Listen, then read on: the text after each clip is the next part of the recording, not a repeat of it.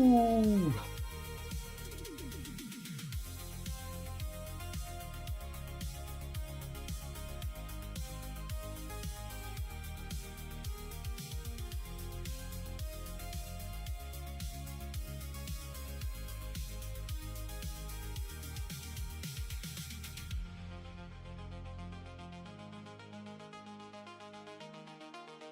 Egg.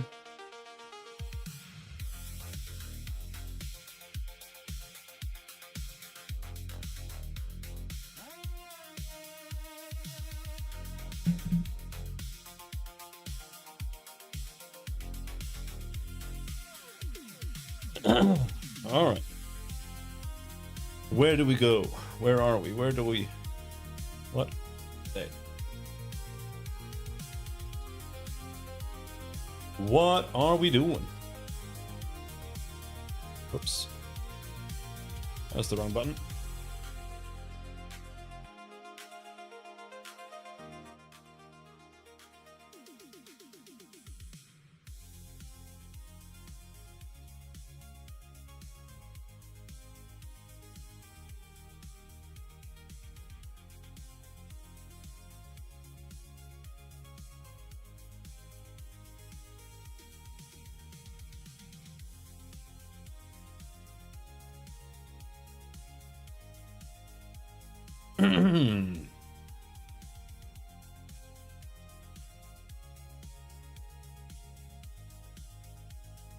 All right.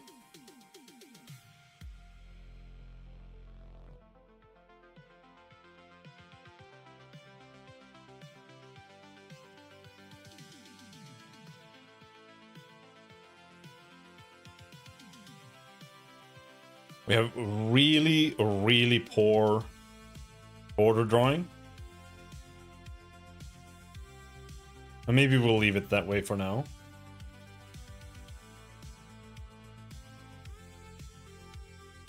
The question now is, what do we do with that?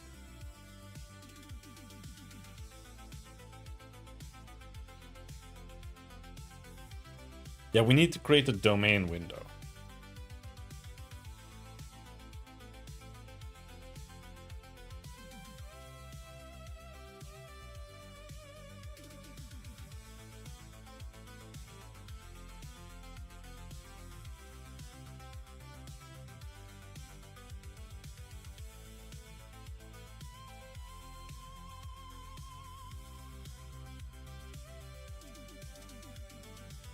That's what we want.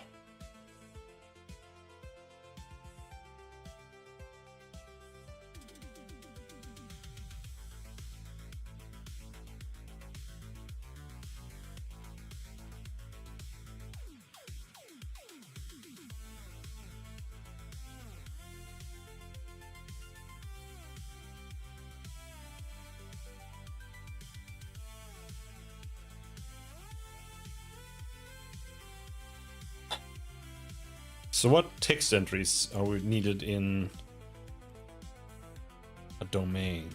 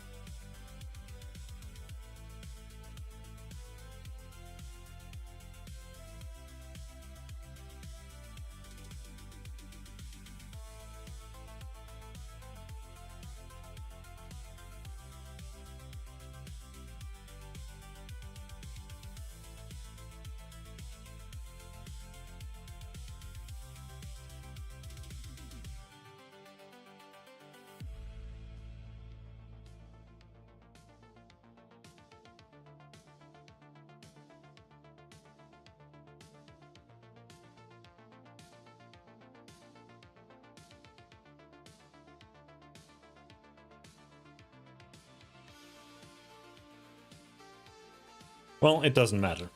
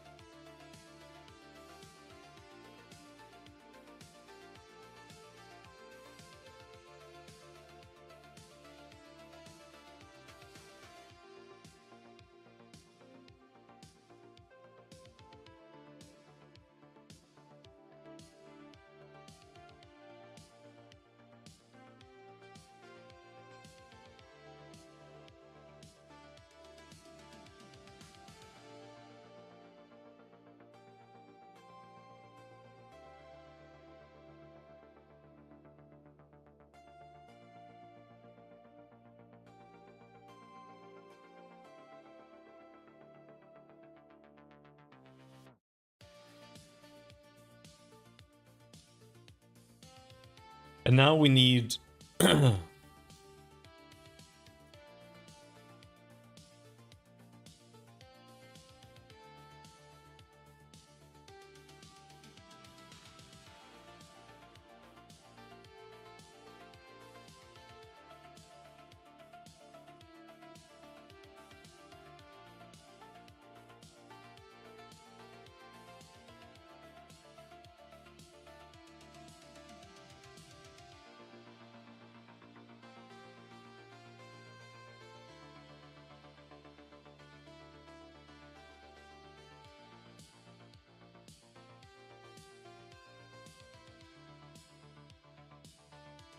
fuck it.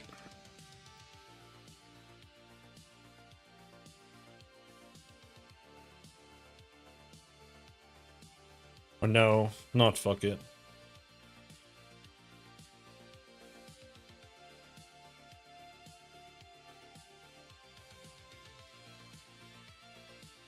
Toggle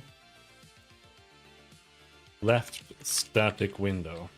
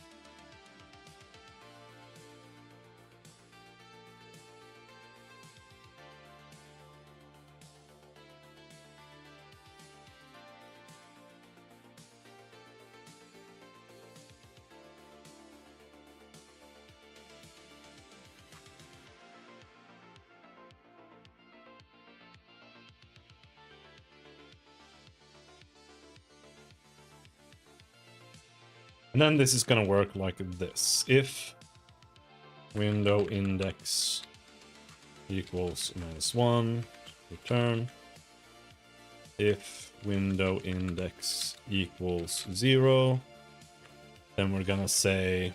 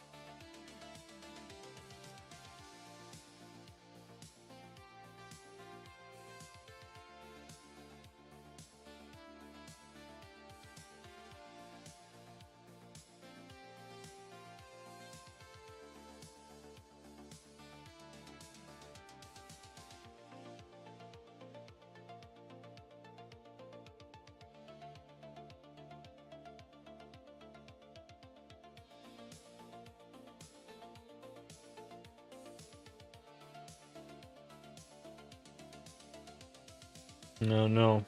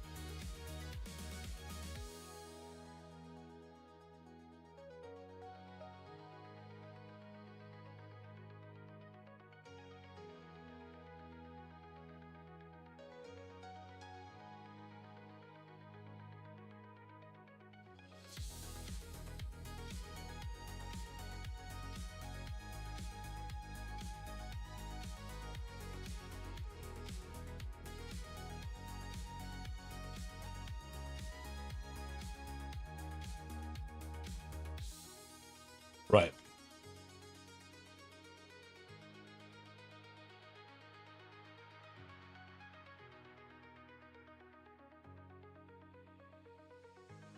I kind of feel like that should have worked.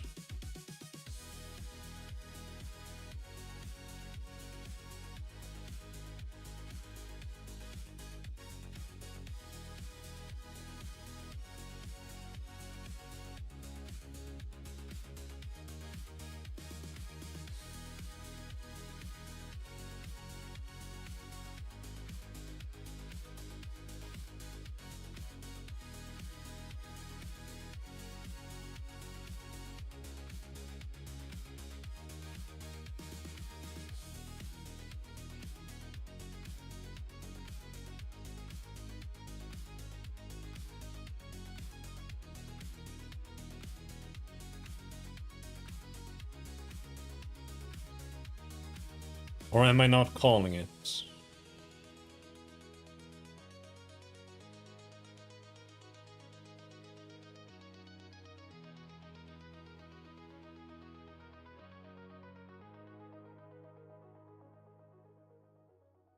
Jesus Christ.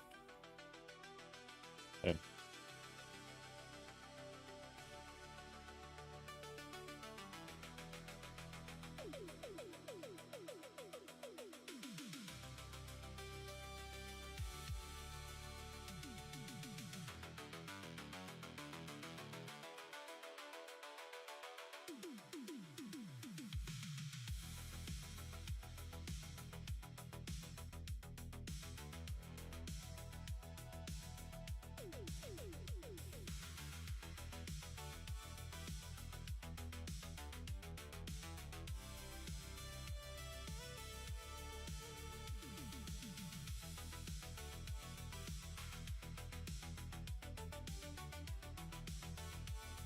Let's try again.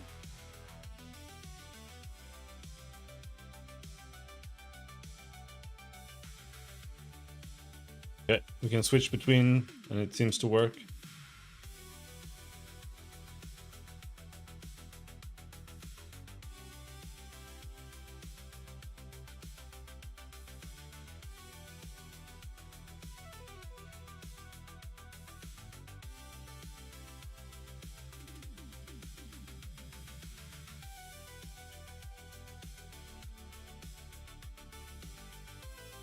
Oh.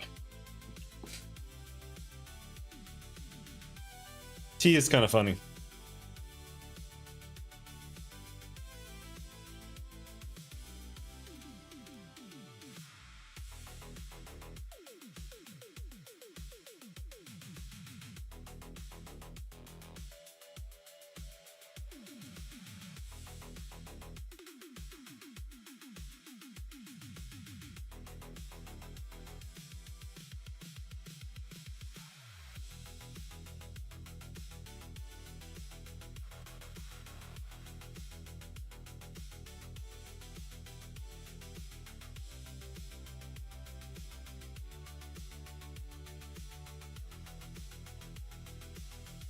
Regular Earl Grey is like the best tea.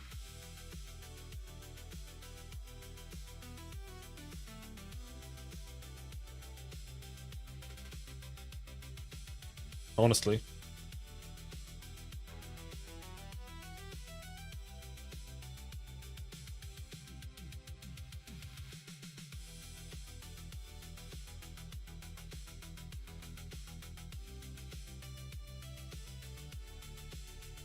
Hold on, we have to fix this Twitch chat. There we go.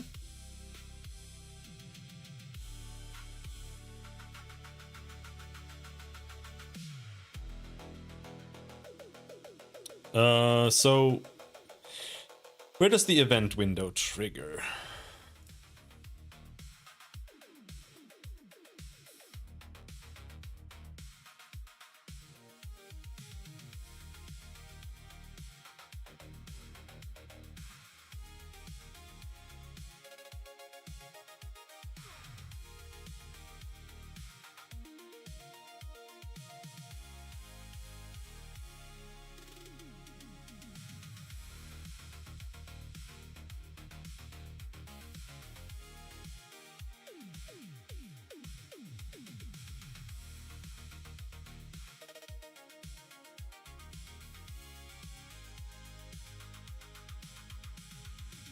Time manager.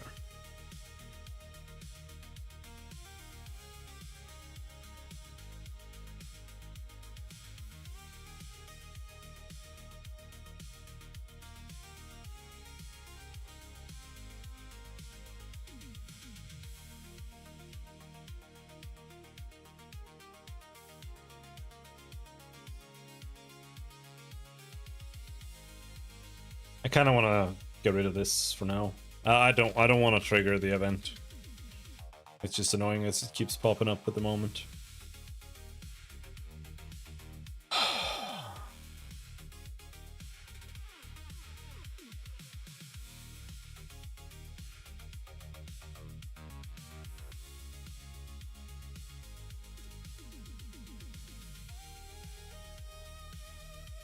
And I think, like, this is the time manager, right?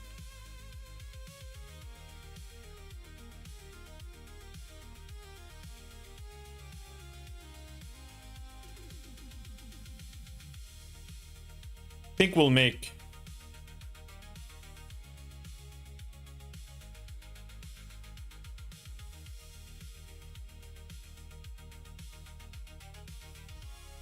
an event manager ripped.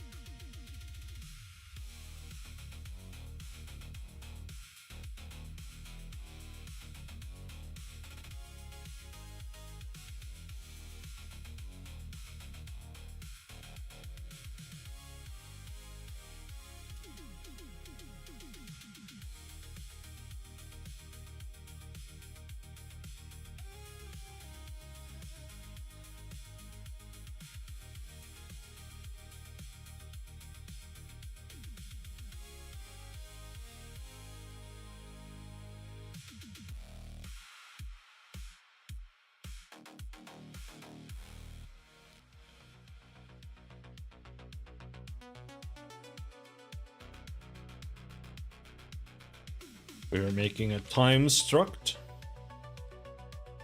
We don't need the time scale.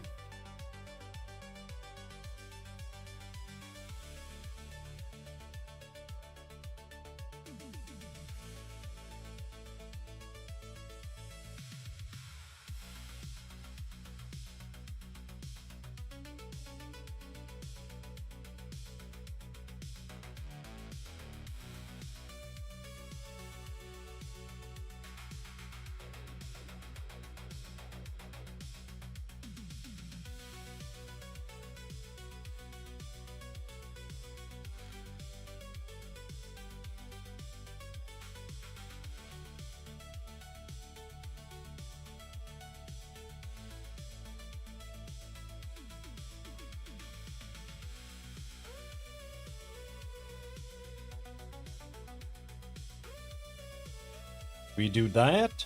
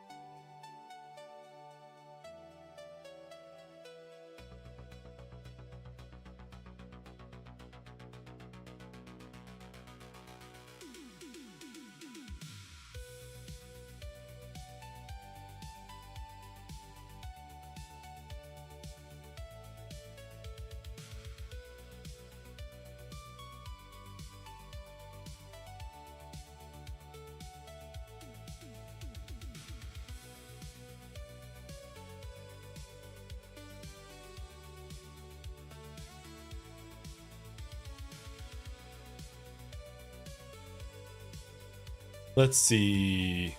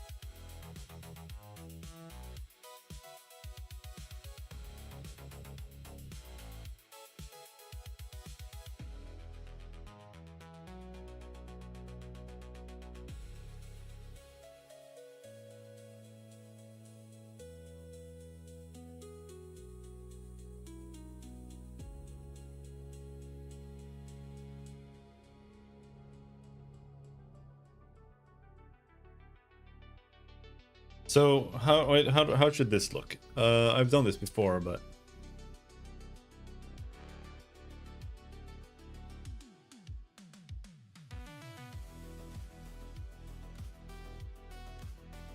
this should just be like this.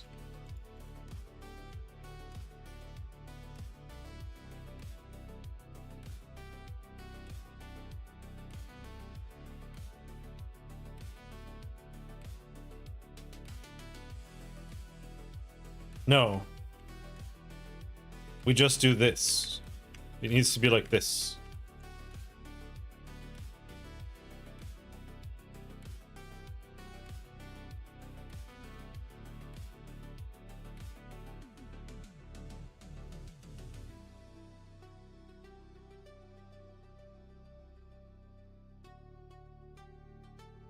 No.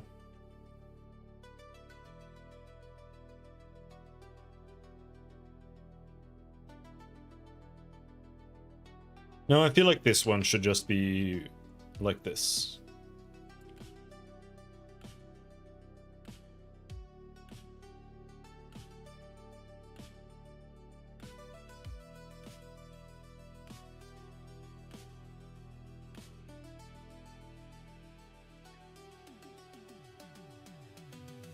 I honestly don't know if there's any real reason why they do this, right?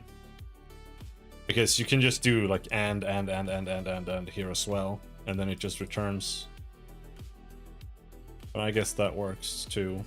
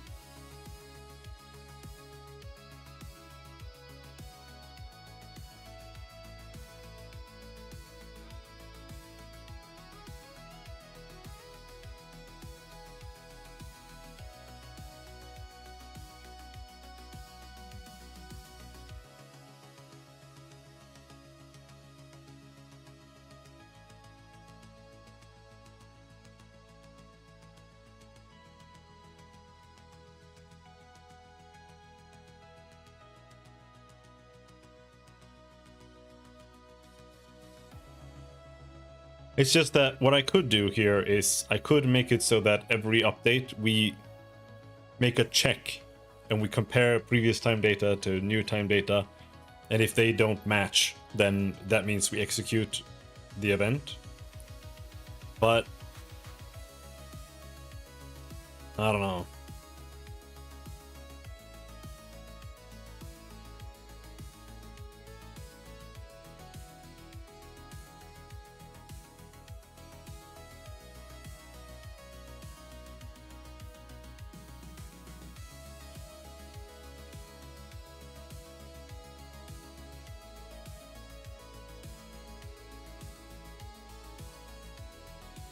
I feel like I could just do something like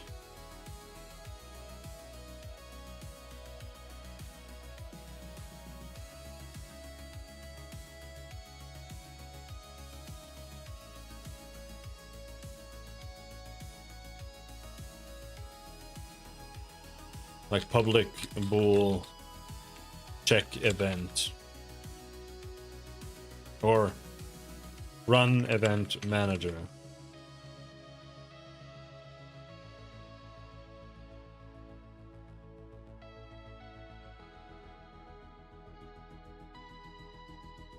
And then in time manager, here we say I don't really like the previous time data thing. I don't feel like we should need that.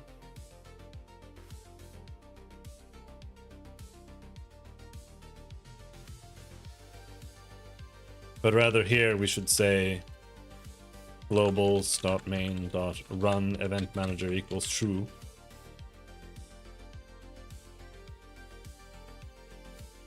And then in event manager, the update should say if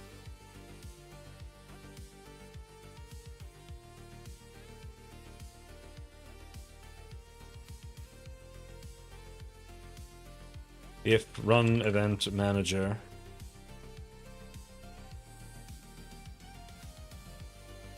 is false, then return. Else, nah. Need to do this anyway.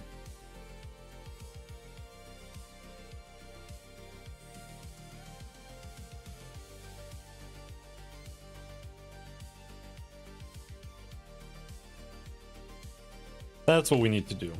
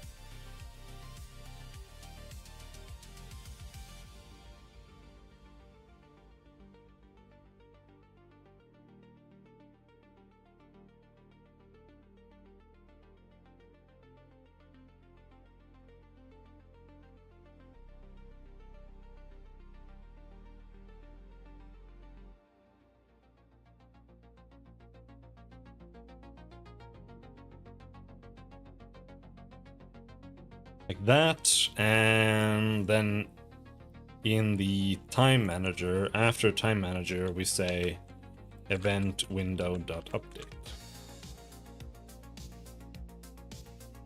No. Event manager.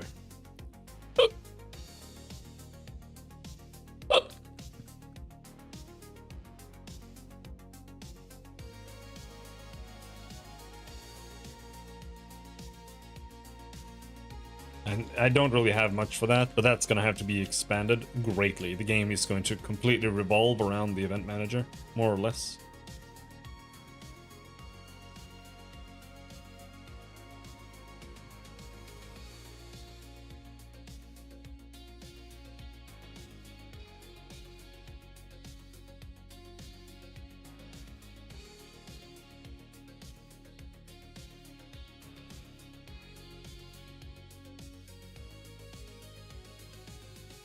And right now it doesn't do anything.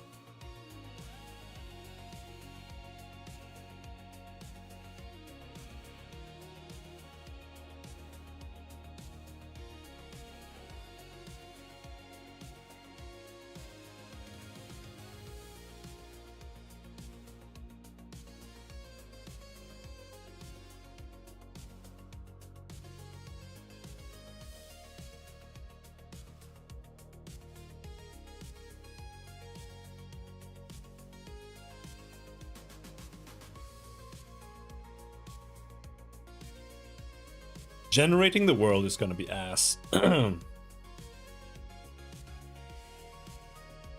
feel like. Because I feel like it's just gonna be setting every... Like, it's just gonna be a massive function that just sets every single tile in a certain way. And that's it. Since it's pre-made. Or rather, it should be pulled from a data file. But even then, it's gonna be just setting everything manually that way. That's just how it's gonna be.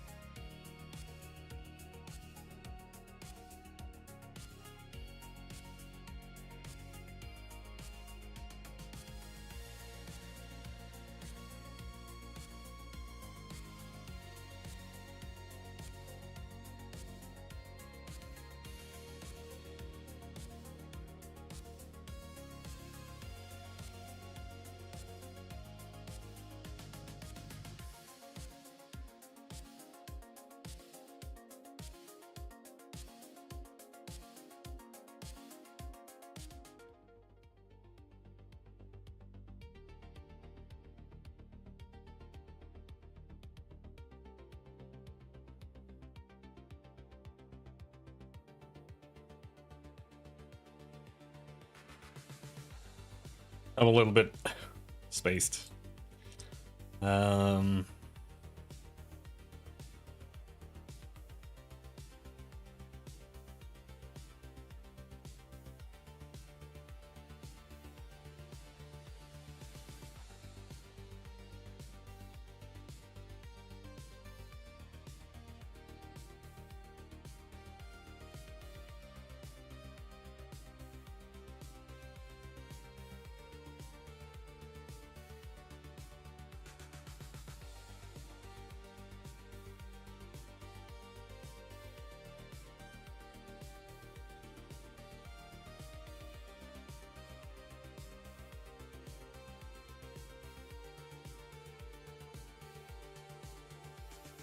We're gonna do something like this. Think.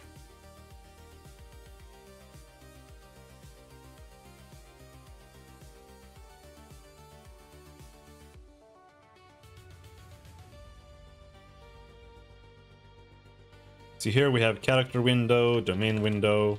We're gonna have a public entity active left static window. I'm gonna give that a better name at some point. But that's what we're gonna do there. And what we're gonna do then is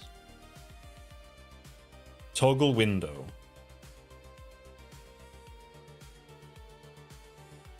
That's cute, but public void toggle left static window.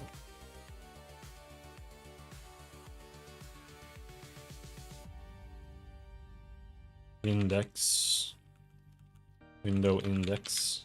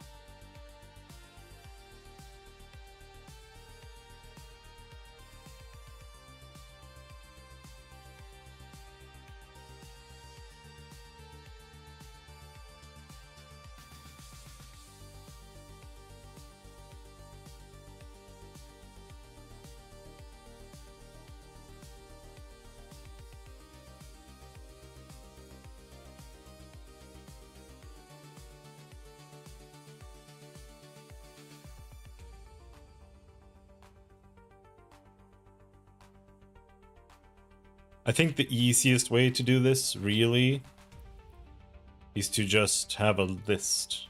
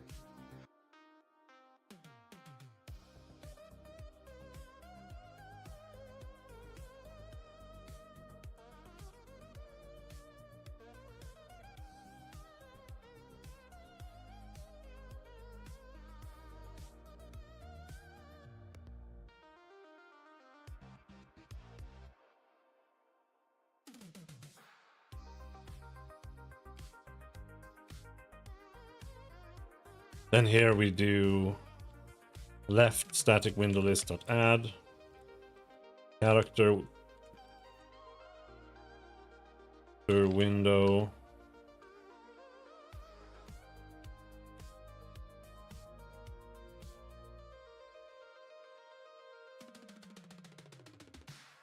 domain window.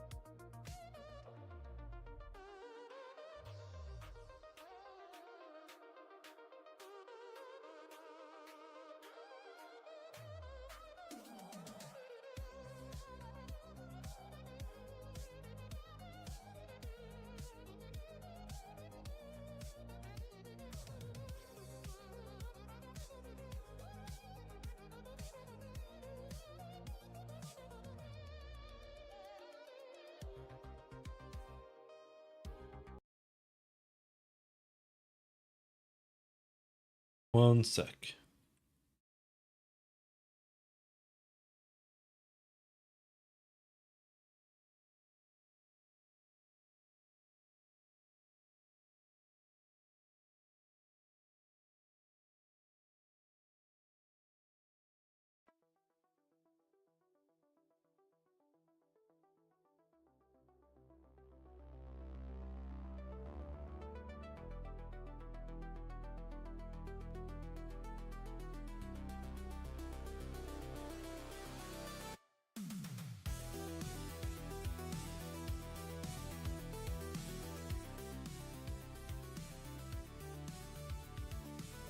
And then we do this.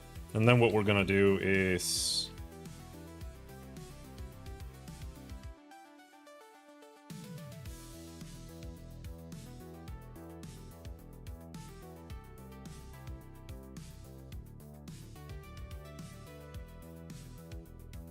here.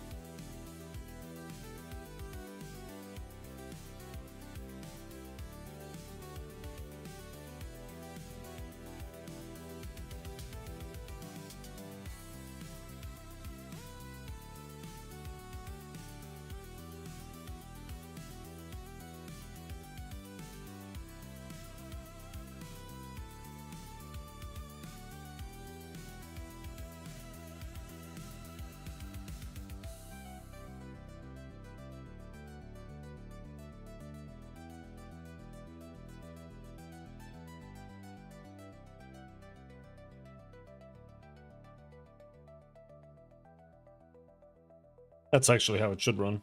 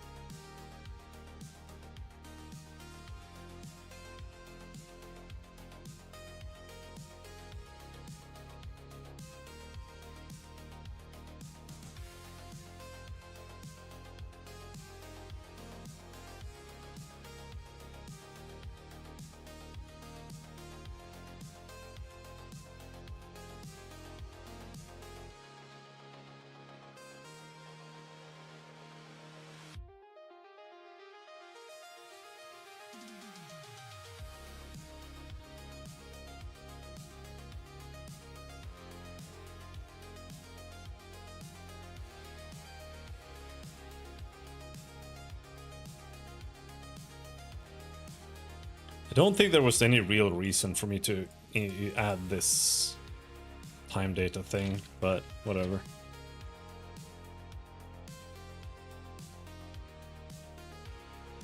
It could be useful.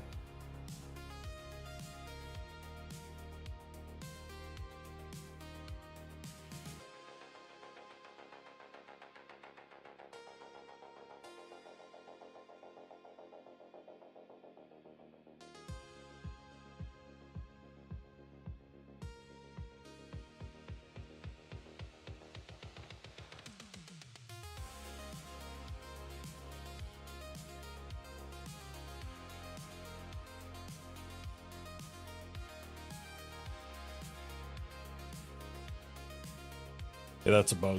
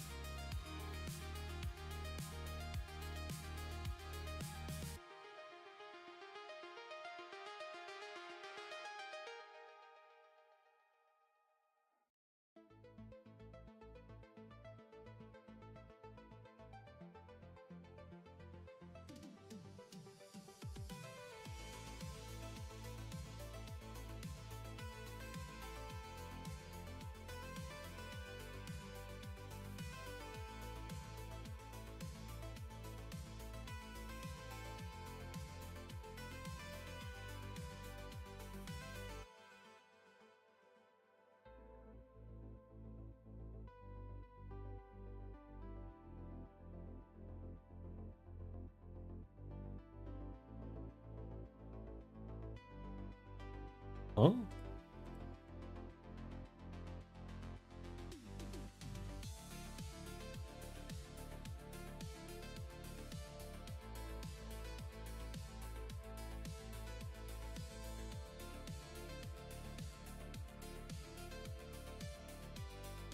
What?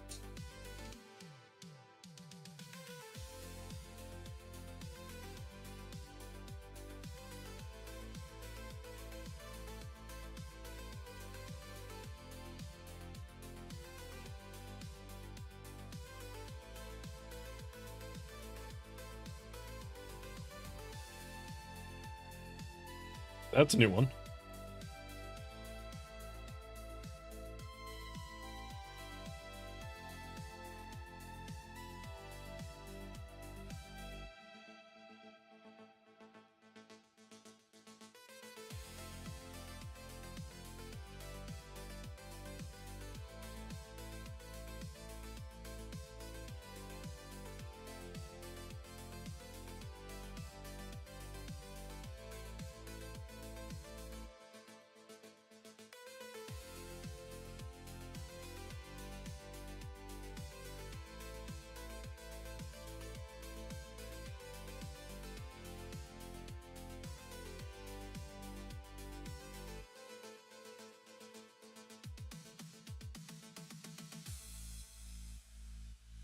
Well, I guess we just restart Visual Studio then. But yeah, it says it's being used by Visual Studio.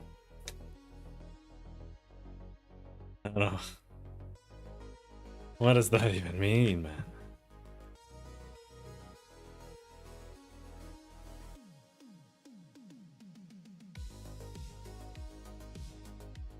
BBCS compiler. Are you gonna turn that off?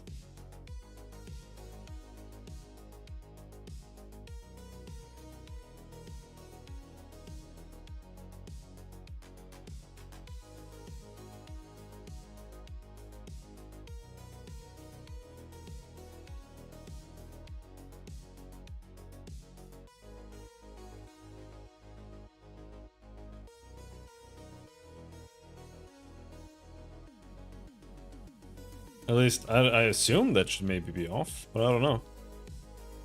What if we turn off the Unity hub?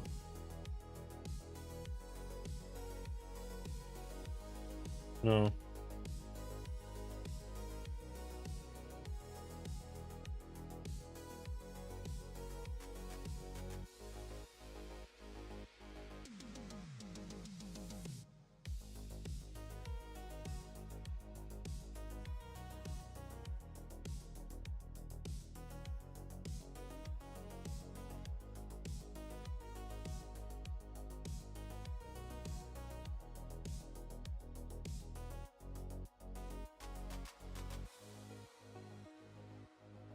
Okay.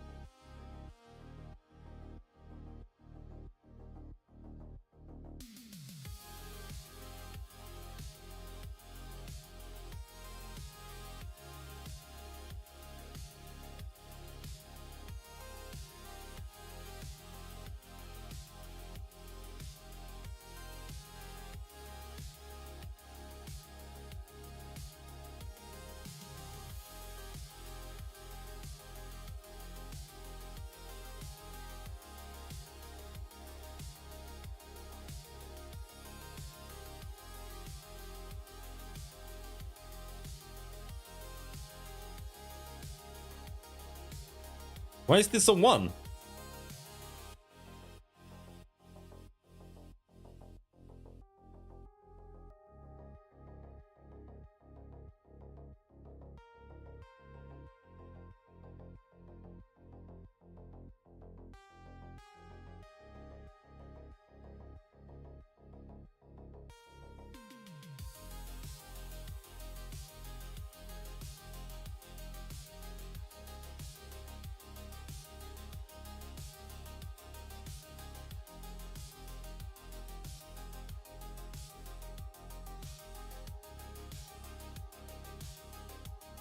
Mm-hmm.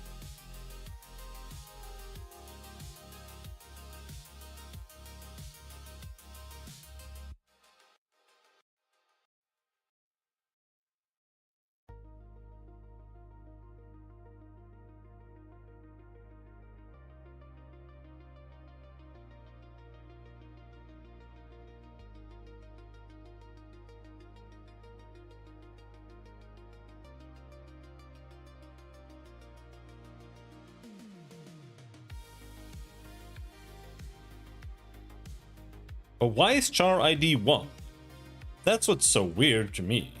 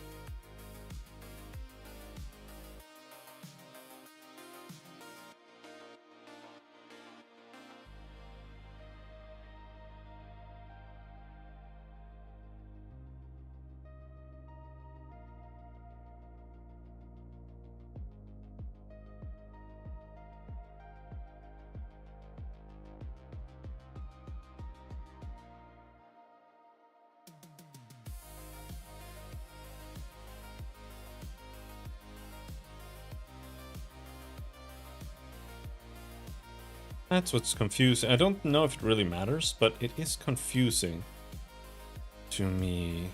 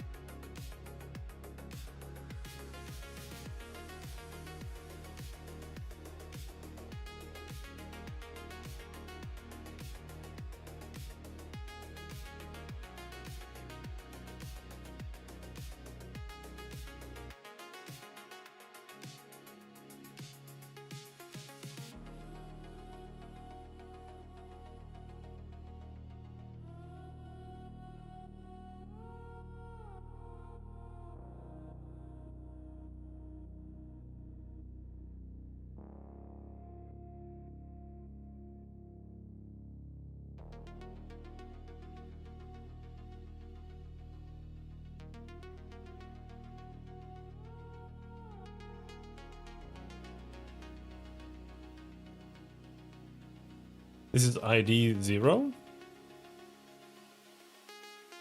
Oh, I see. I see it. That's the issue there.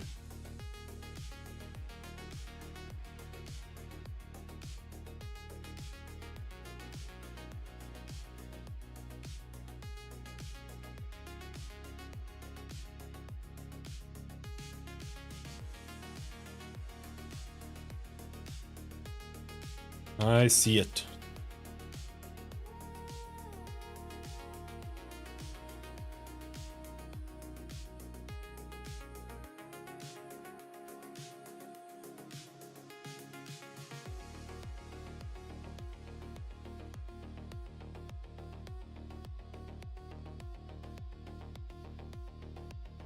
Yeah. That was the entire issue. I was DQing twice. No crashes. So that's good.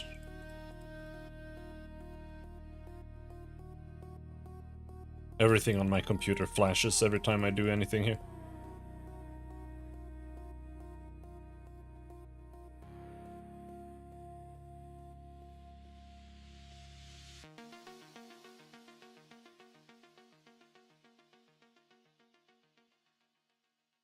Which is really weird, because I don't feel like it's actually that heavy. But I guess it's this guy. I don't know. It's like this bitch is like lead. It's not, yeah, I'm not even printing anything in it, and it's still like heavy as all hell.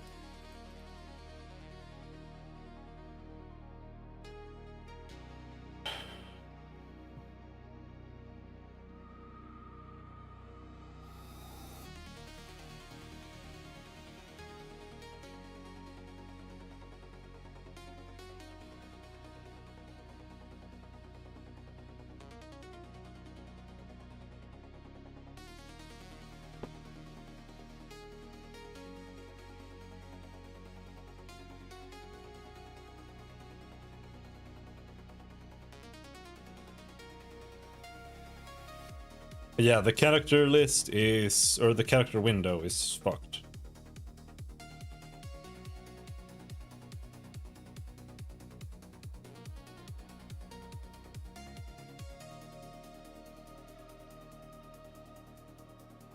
Update character window.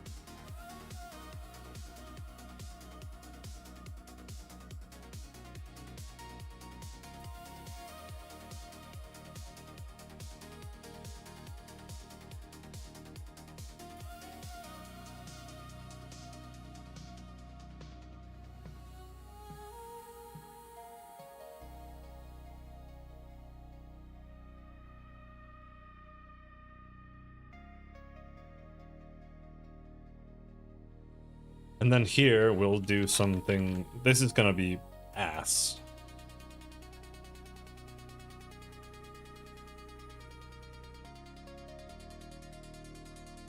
But we'll do it the shitty way first here, just to get a feel for it.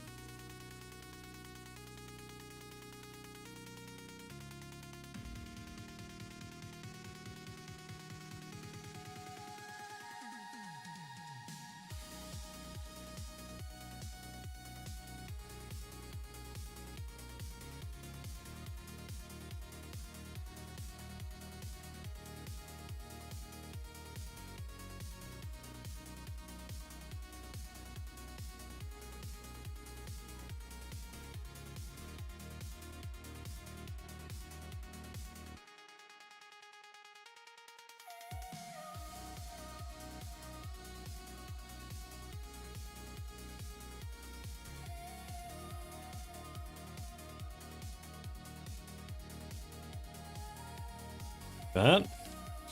But we don't want to do this. We don't want to add shit. We just want to say tr dot text entries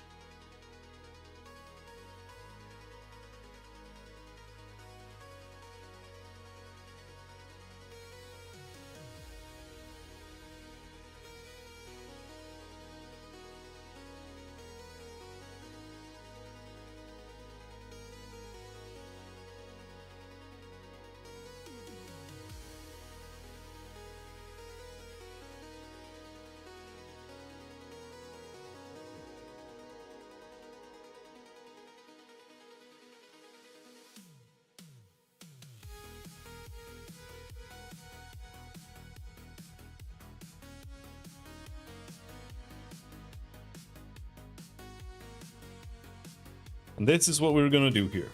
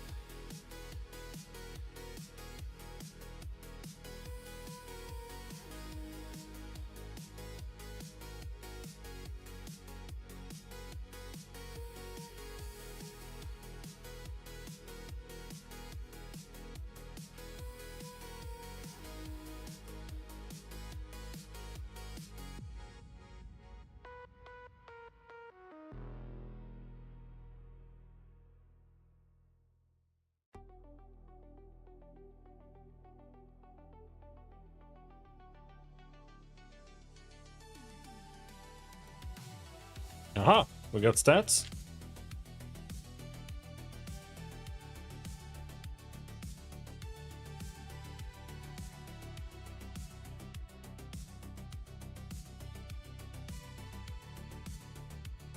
Oh.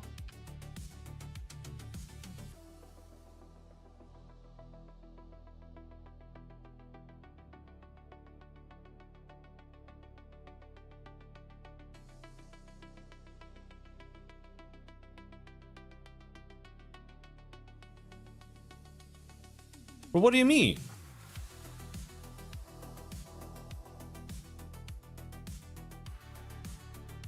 Oh, yeah.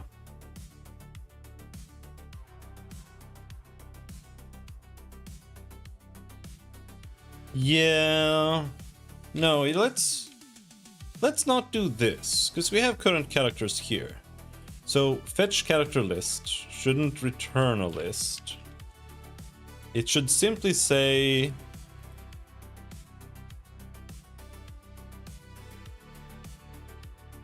character list.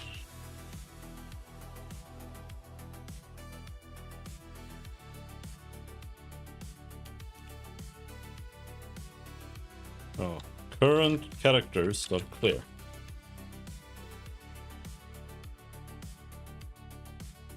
And then we don't need this new list. And here we're just gonna say current characters dot add. Then we do that. And then here it's not gonna be null, it's gonna be if dot count equals 0 for return.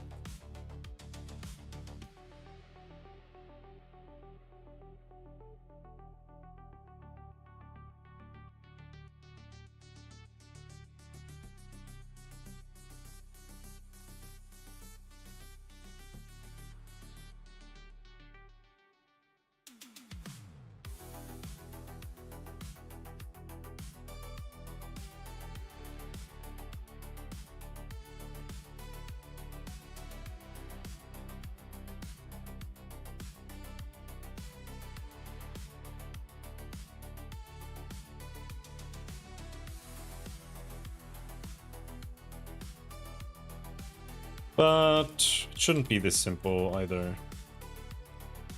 This should be else.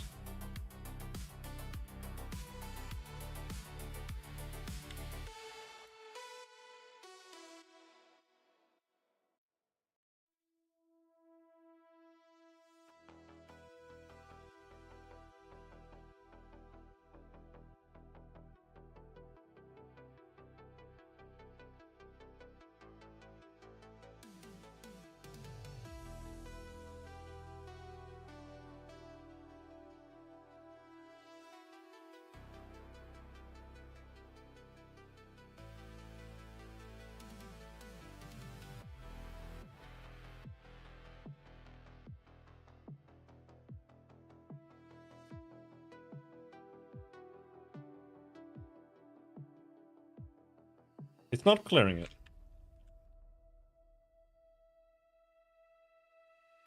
It's because we're still doing the return.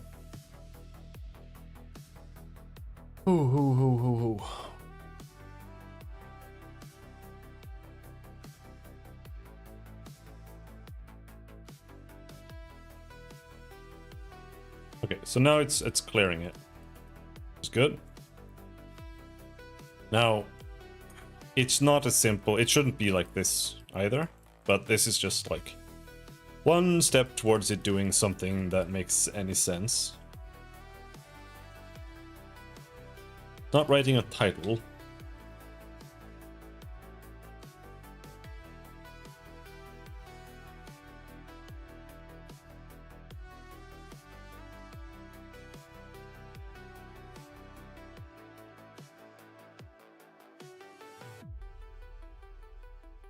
Test title.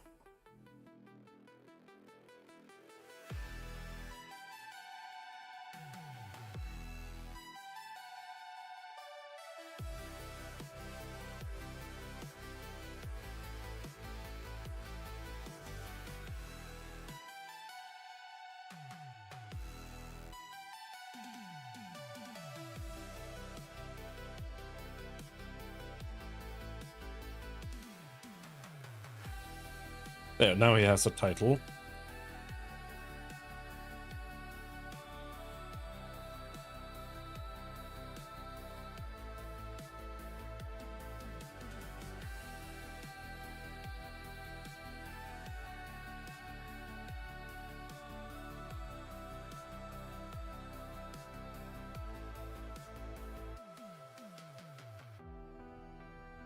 But yeah.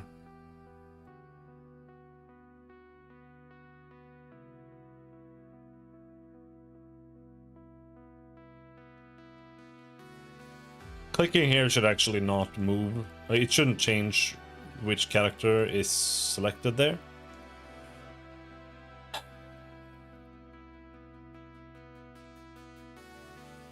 But the domain here should change. And we don't have like a domain. Let's see. So a domain. That's a name.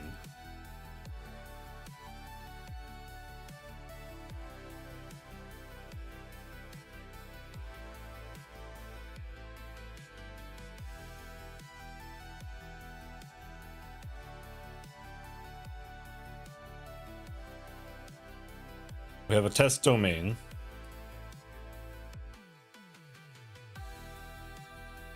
And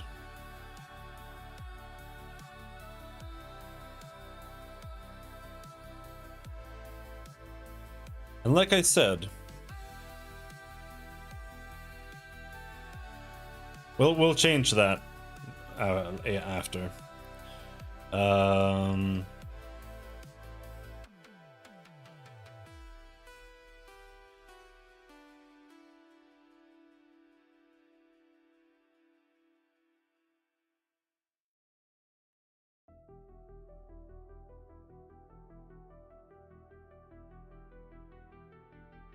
Set selected hex, that's where it is.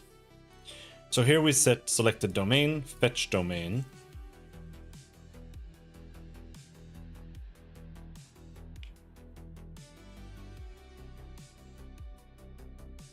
And then we're gonna say domain window dot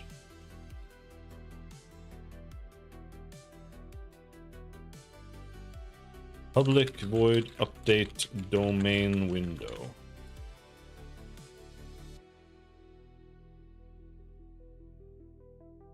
So then domain window dot, we're gonna say if selected domain equals no equals null,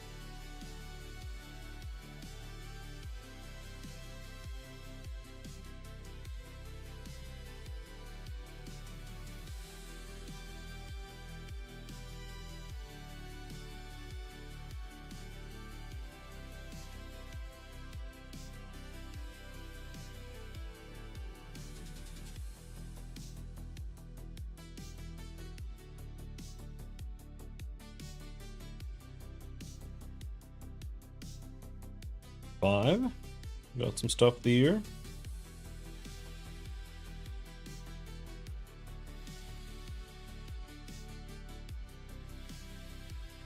And this shouldn't be quite like this. I don't know.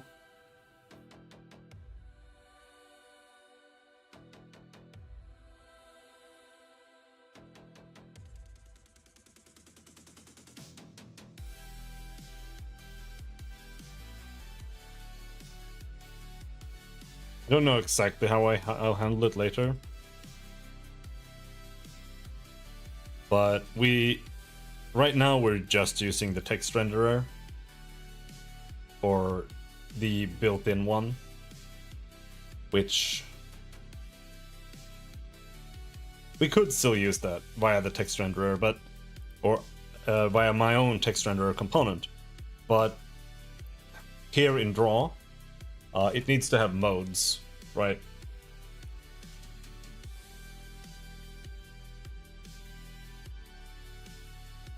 So it needs to have a sprite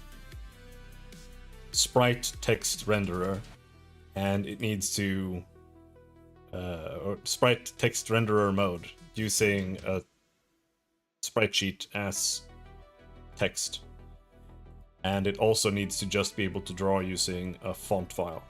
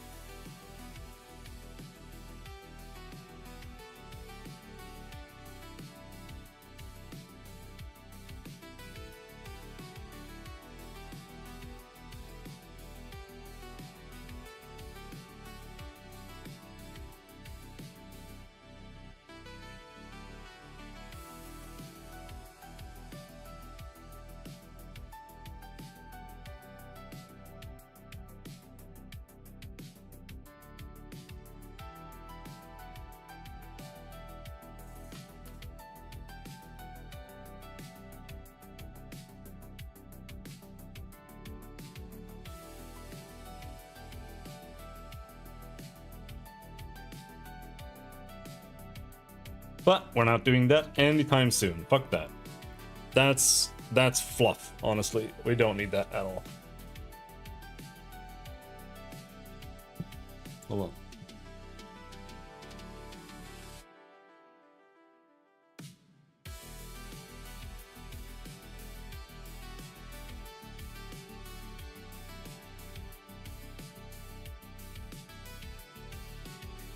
Hold on.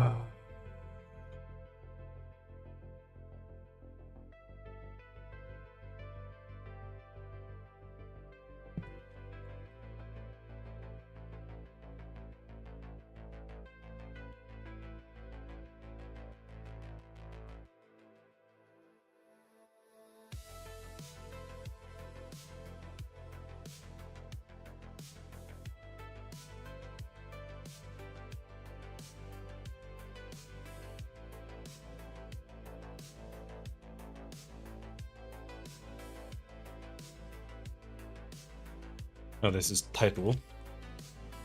I didn't add title to the domain yet. Public string title.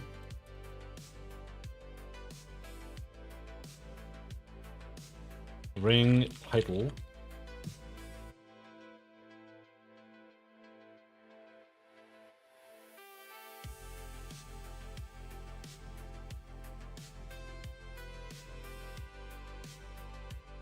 Title.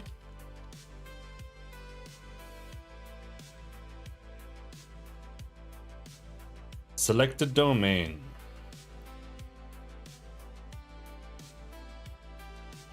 Character ownership. Public int leader.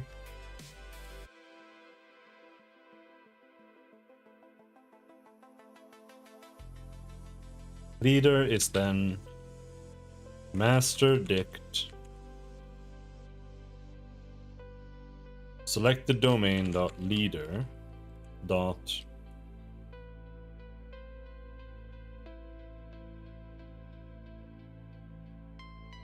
name, I guess. Now the leader should actually be like an actual button that shows like the character portrait and stuff.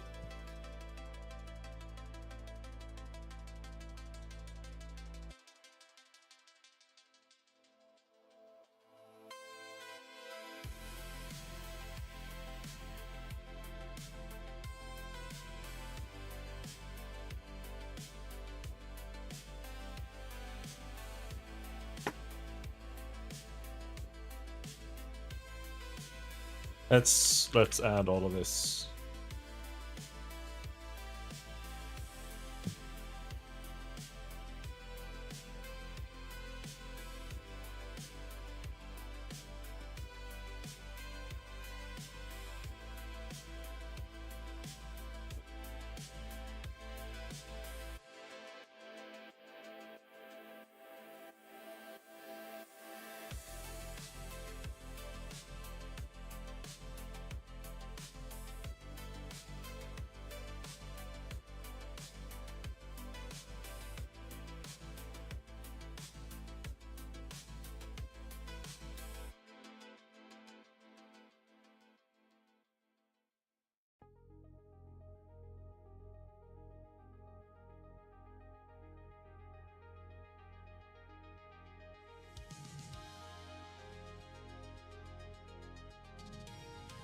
Right, I think.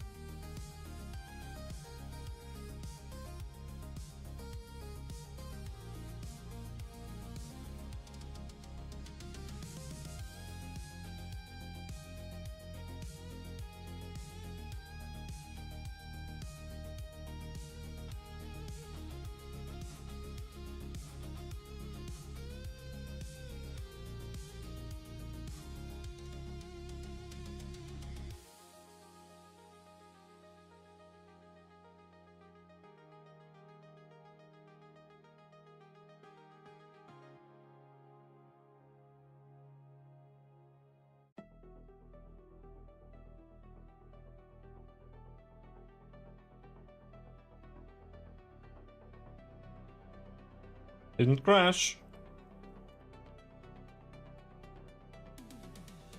Didn't work.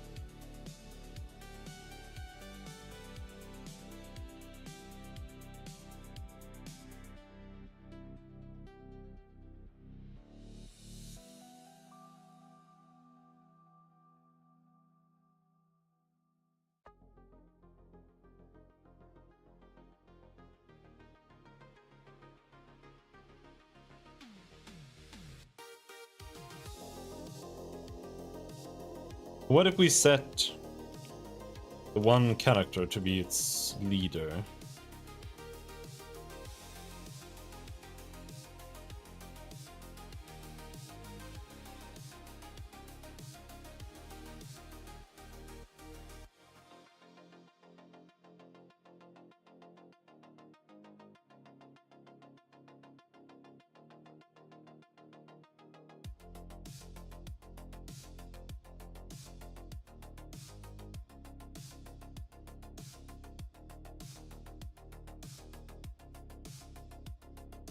I do think I'm doing things kind of poorly to some degree. Like, it's the classic. It's the classic I always do.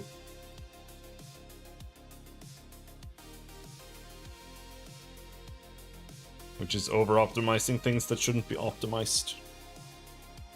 Leading them to be less optimized. Like, here in the domain, I'm just setting the leader of the domain to be an ID instead of being an actual character reference. Which is like why?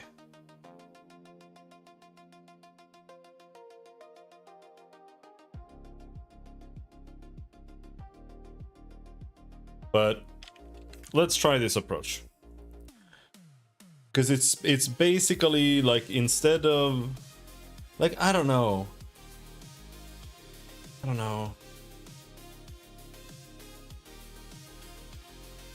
It's like the same thing. Instead of just having a character reference inside of the domain, I have an integer, and then I fetch, whenever I want to do anything with it, I fetch it from the master dictionary. And it's just like... Is there any point in doing that?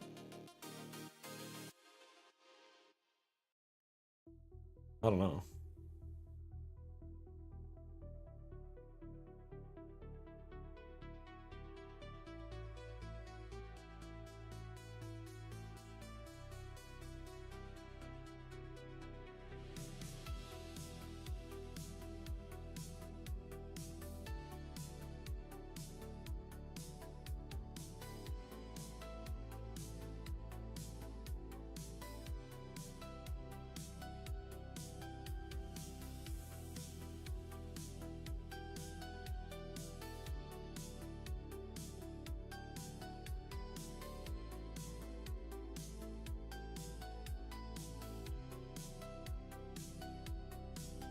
Just feels a little silly.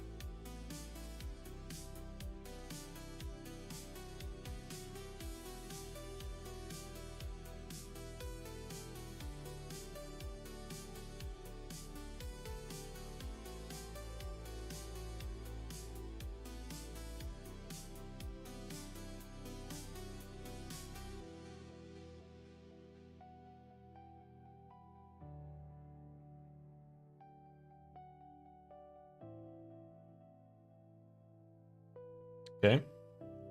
We're getting some values here.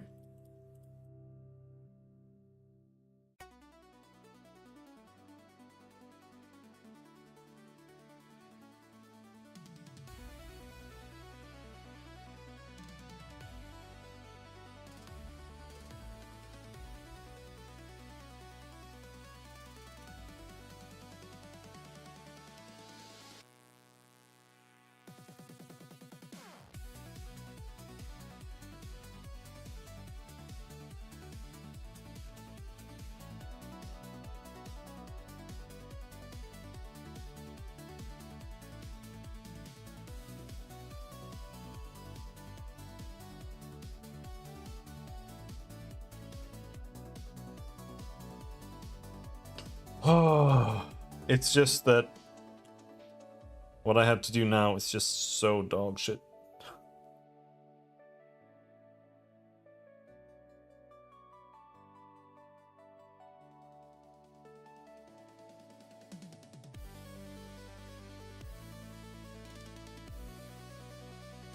And I don't actually have a plan for how I want things to be exactly.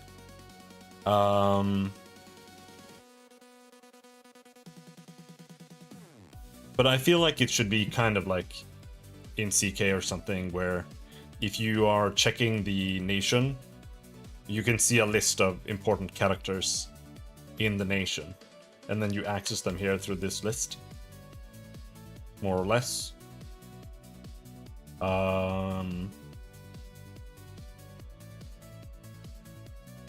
And the issue is that we now have to create scrolling windows, or like a sub window with content that's scrollable. And that's ass. It's actually not that bad, but it's still ass. It is ass.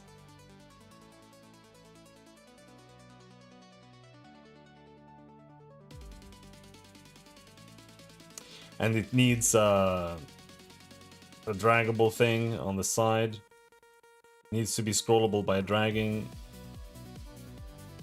I think I want it to be draggable, and then with the dragger as well.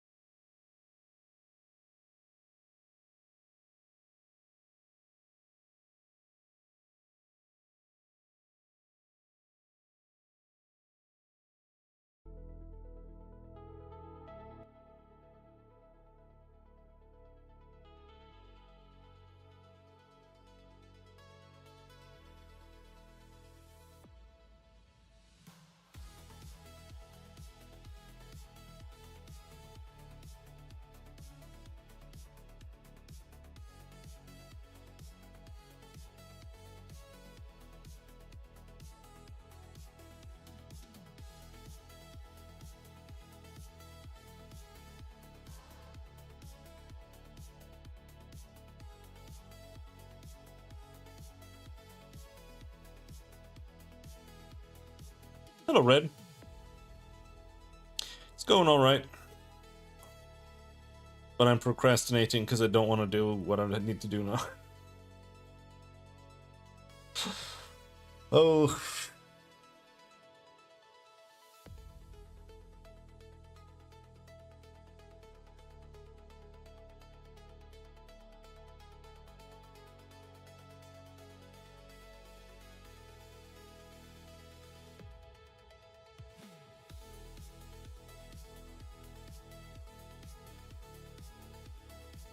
I don't wanna do it.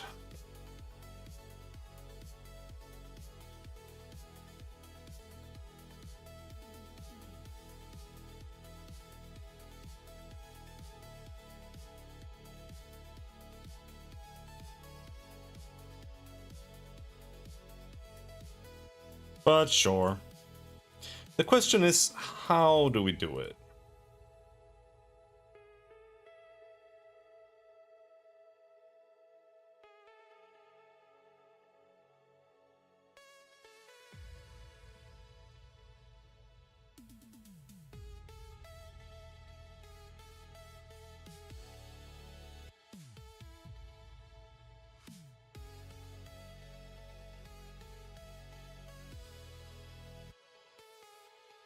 It's just gonna be...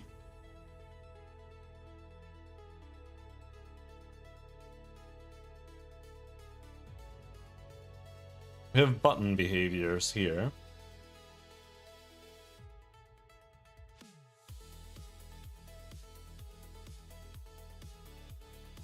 But I guess we simply haven't made any window behavior. Or have we? Window behavior.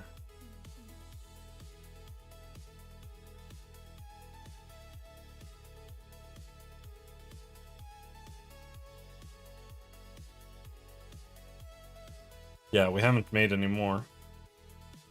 So in behavior database, we have GUI.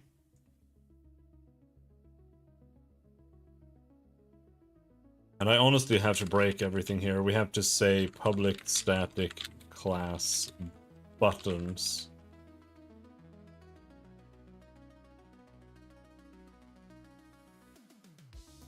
And then we just fold all of them in.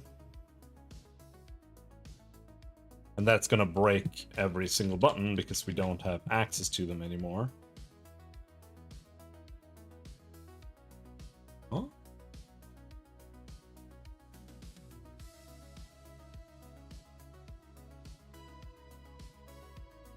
Why is it showing an error?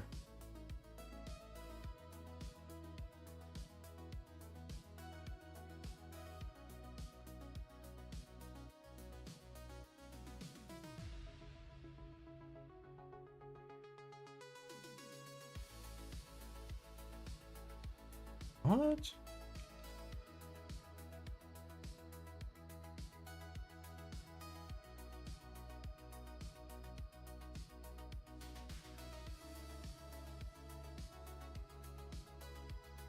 There. So there, now we have button behavior. And then we need public static class windows. And then what we need here is a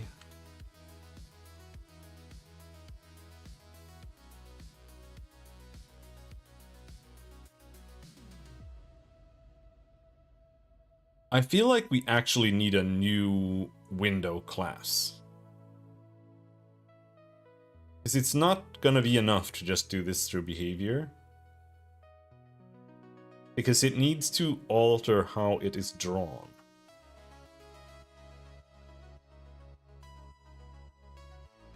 Think.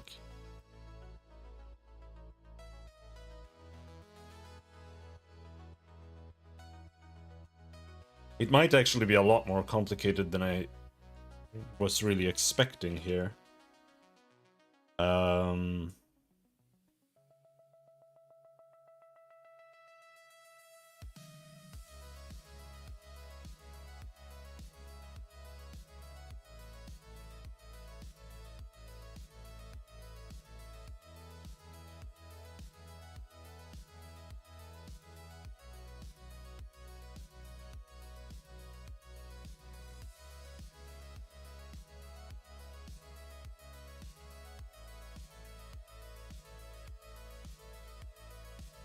What should it be called?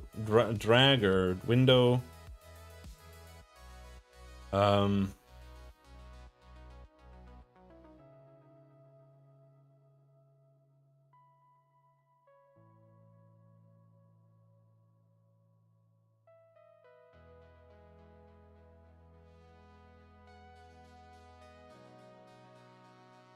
What is this called?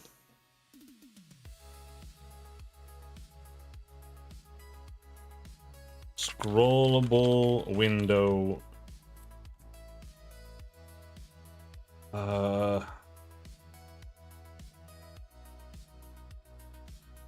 Base behavior. I don't know if base is the right word either. But kind of.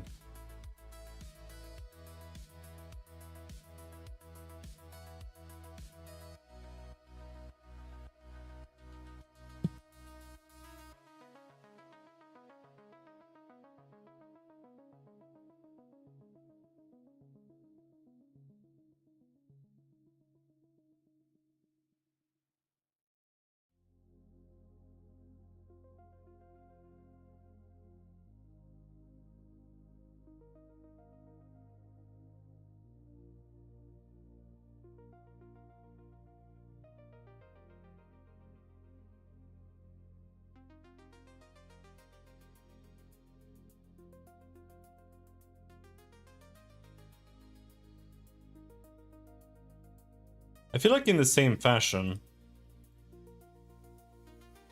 we shouldn't take this here.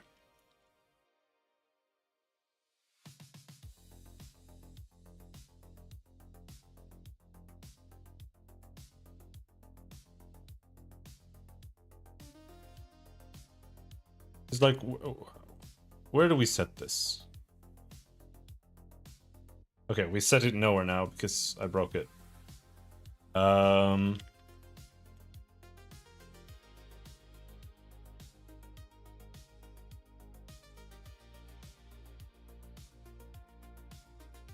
But yeah, here in the button, we are adding the behavior here in initialize.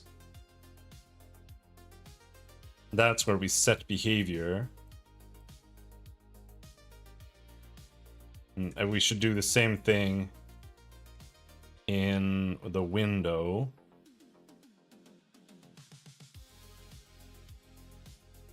We are. Except we're not doing a set behavior.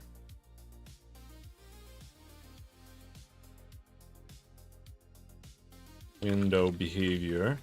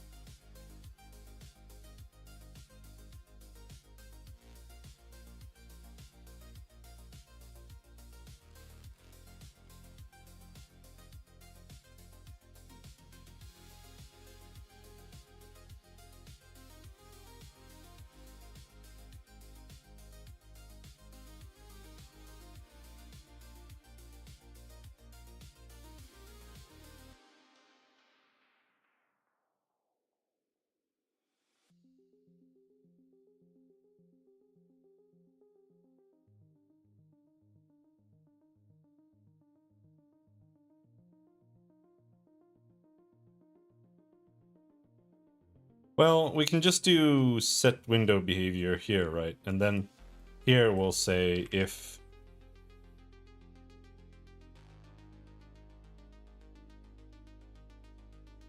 behavior is null, then we'll set it to default window behavior.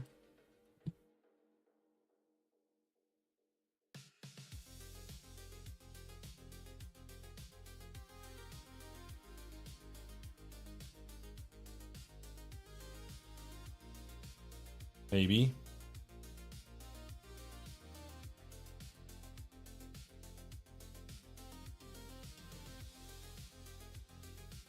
Or maybe it just shouldn't have window behavior.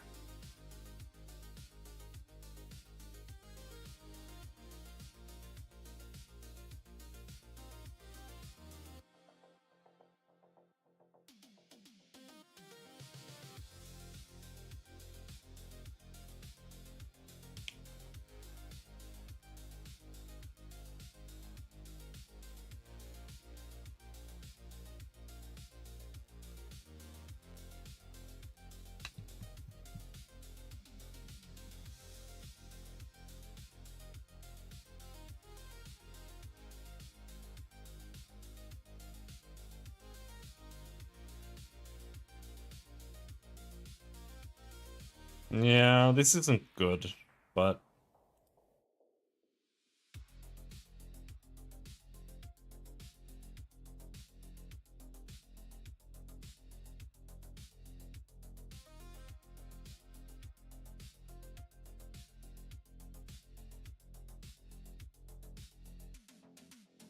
Because here I'm calling set clickable, which is a thing that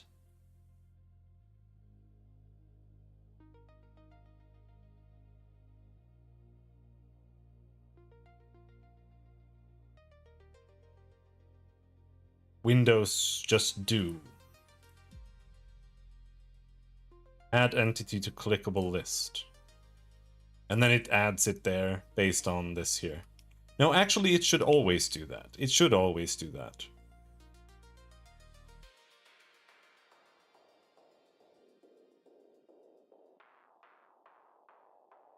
Hmm.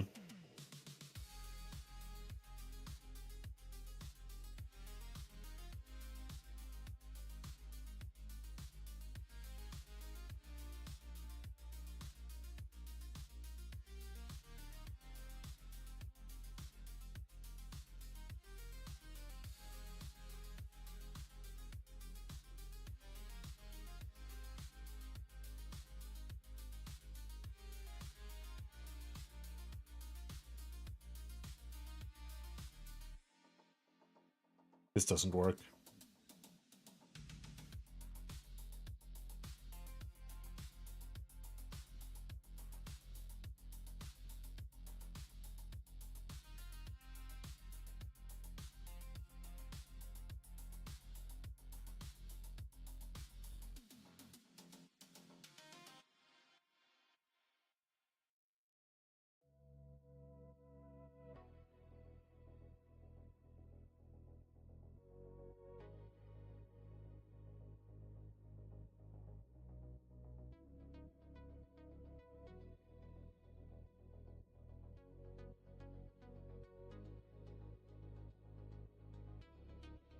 Same here. This is buttons. Buttons. Hello, ho ho. It's going okay. Though I have to do things I hate and don't want to do. Oh.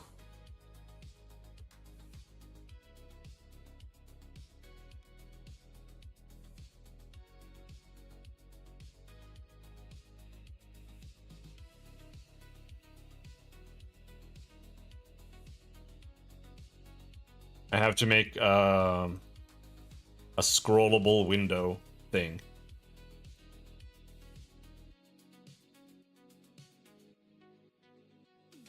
With like masking, so that you have like a little scrolling thing inside of a window that has entities in it, and you can scroll, and it'll push them out like into like below the mask.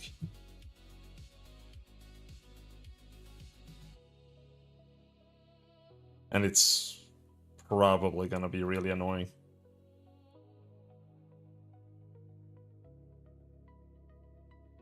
Because I might have to make like an entirely new window type for it or something, because the way it's gonna have to work is like,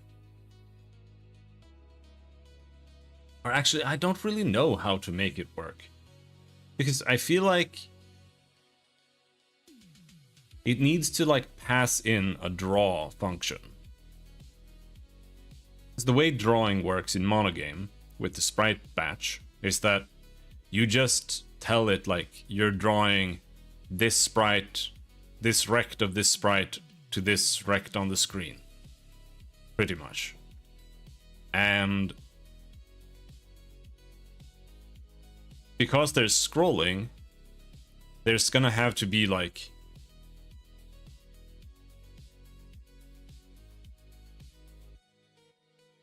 the original like canvas of that window needs to be like sent in, and then the entities, its child entities, need to test themselves against that and like see like, where are we outside of this window, or am I like a little bit inside, and then you need to change the rect to match that. And then those entities might be made up of other small entities, but at the same time, I don't want to have to write new entities. Like, I don't want new draw functions inside of the whatever I put inside of it as children. So, not sure how to handle it.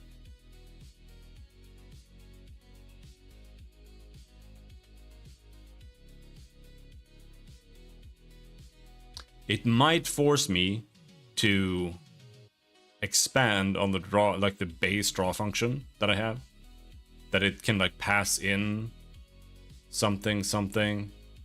Just looking at Unity's UI and how they mask help with designing it all. Well, I have used Unity's version before, And yeah, I am kind of having that in my mind, but they do use some kind of masking system. And I don't have anything like that. So... And the question, like, I don't know how theirs works.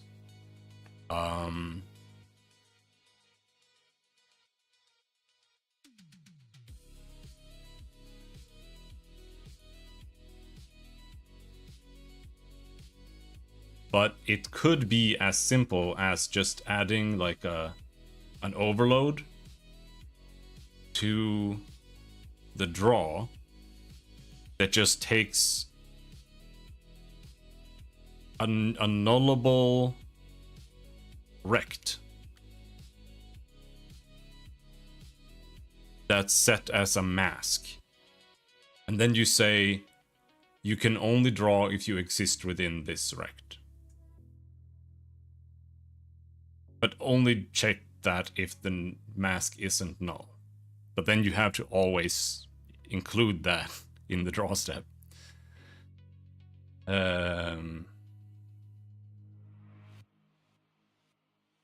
Something like that could work.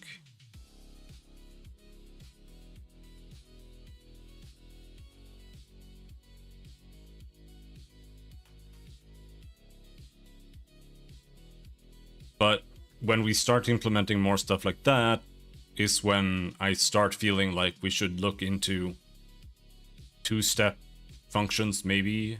I'm not sure.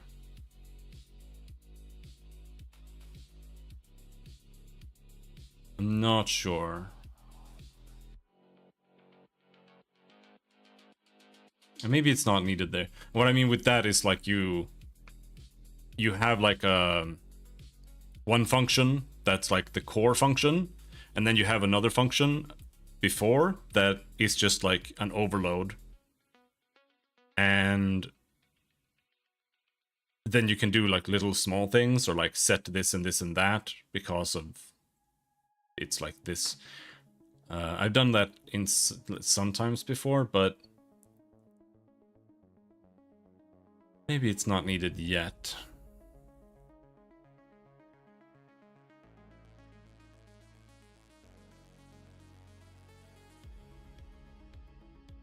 I don't really know if that's a pattern people use much.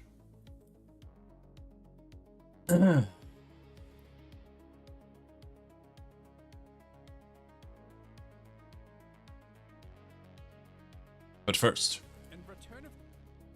let's check this new Path of Exile video that they just launched.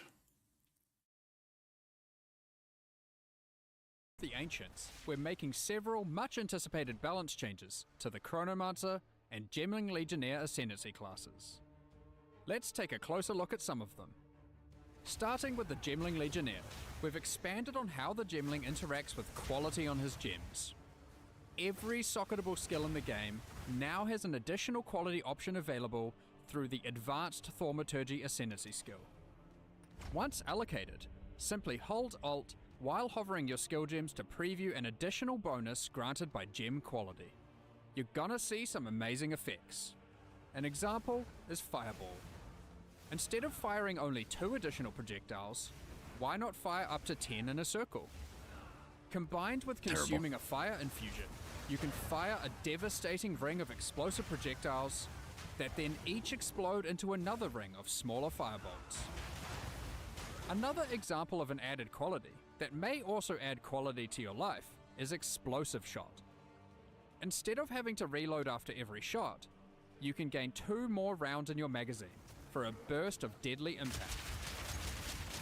With the Gemling Legionnaire's mastery of gems, he is also able to conjure a powerful barrier from his socketed skill gems, named the Virtuous Barrier. Each socketed skill gem empowers the barrier, It does something, making its effects stronger depending on the gem's required attributes.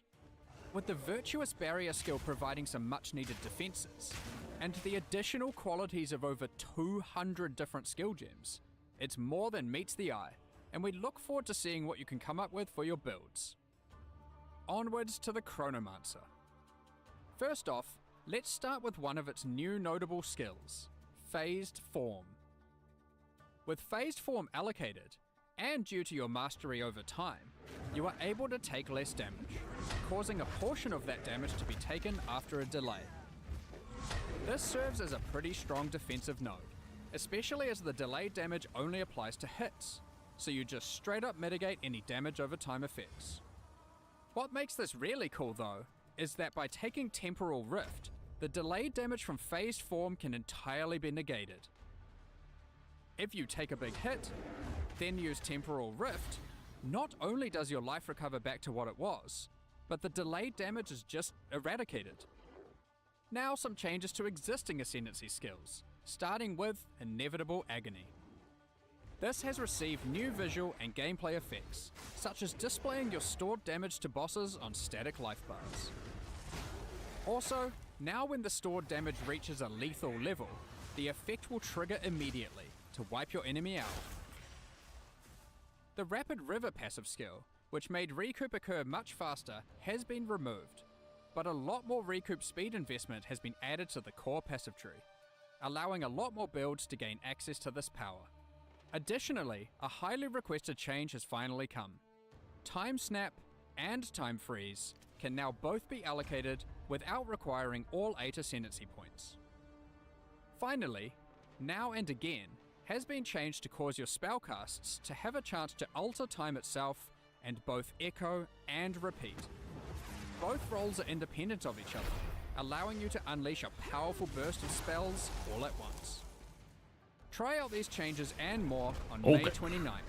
That's like a week away, right? Ancients launch. Yeah, that's only a week away. Thanks for watching, and see you then. Okay. I haven't played the Gemling, actually. But I did play the Chronomancer. And honestly, the changes are like... I don't know. It's alright, I suppose. But Path of Exile 2 has been in a state where it's like... It was meant to release like a year ago. I think. Like they released it into early access 2024, the Christmas. They said they were gonna release it a year after that. And now it's like an entire year after that almost. And they still haven't released more like actual classes, which means that the only melee weapons in the game are still like quarterstaff and one-handed and two-handed maces. So like half of the melee weapons that are no more than half, like every single every single melee weapon that's supposed to exist isn't in the game yet, and half the classes are not in the game yet. So it's like I've made a mace warrior like 9 times now.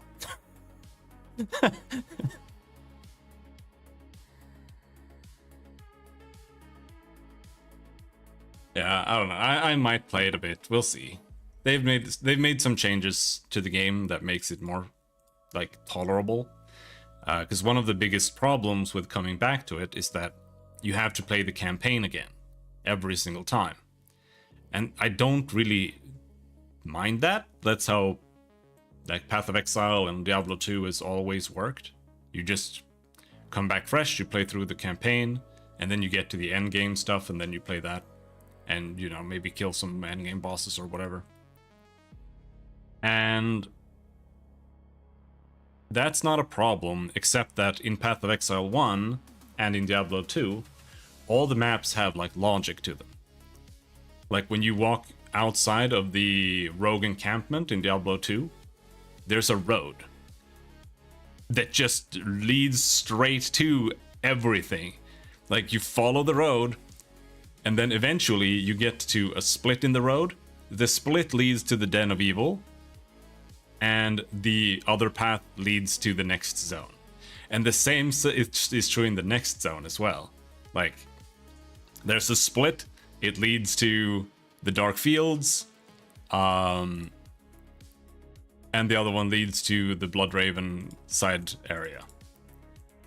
And like the entire thing is like that almost. And Path of Exile 1 is the same, like you know where to go in most maps. But some maps are like some random like dungeons and like underground areas might be a little bit more like you have to explore a bit. But you can still kind of learn the logic of them. And that way you can kind of make your way through it in a way that feels like you have some control. And because of that, the campaign is like not intolerable to play. But in Path of Exile 2, that has not been the case. Like there are only like 3 maps in the entire game that work like that. And every other map is like massive. It has like 5 exits, and in order to find them, you have to literally just walk across, like you just walk along the wall until you find an exit. And then because there are so many exits, you have to go out that exit, go and take the waypoint, go back in before the map resets, and continue along the wall until you've found all 5 exits, and then you can start going there with the waypoints. And it's... you have no control, it's just like infinite walking until you happen to randomly find the thing. And it makes the game extremely grating to play when you come back over and over again. And they've addressed that, so we'll see. It might be less intolerable to play now. Which would be nice. That would be nice. But yeah, it would be nice if they added swords. They say that they're releasing the game by Christmas. They said that they are like hard set on releasing it. So we'll see. And that means that when Christmas rolls around, they're gonna release swords, daggers, flails, axes, scepters. I think that's most of it.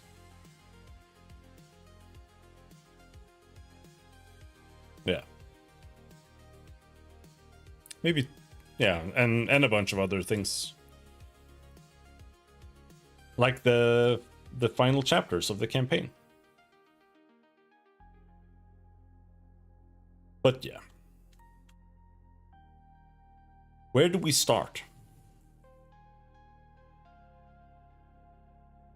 How do I make a scrollable window? I have this window class. Or this is a component. This is a window component.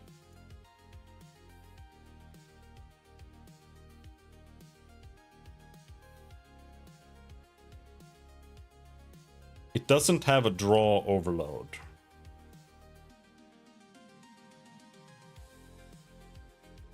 Because it doesn't have a draw. A window is just a window.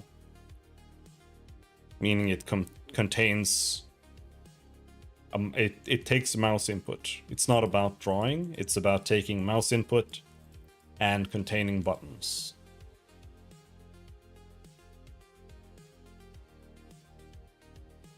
So maybe we actually make a separate component for it that is not a window.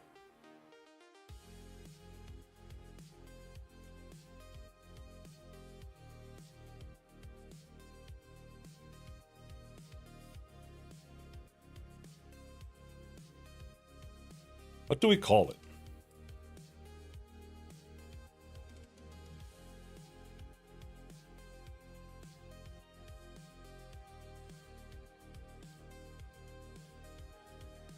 Rollable area.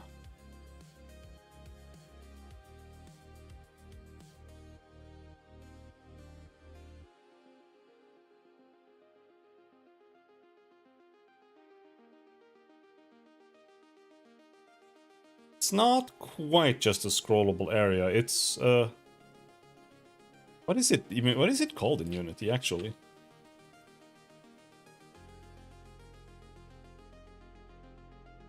It's called scroll view. Scroll rect.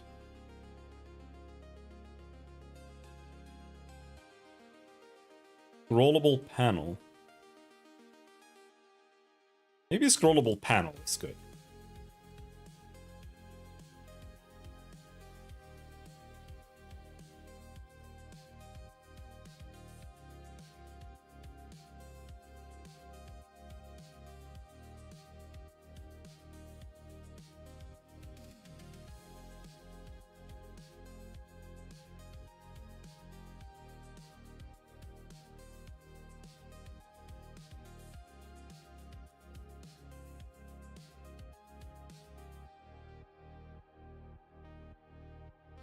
Let's start from the window.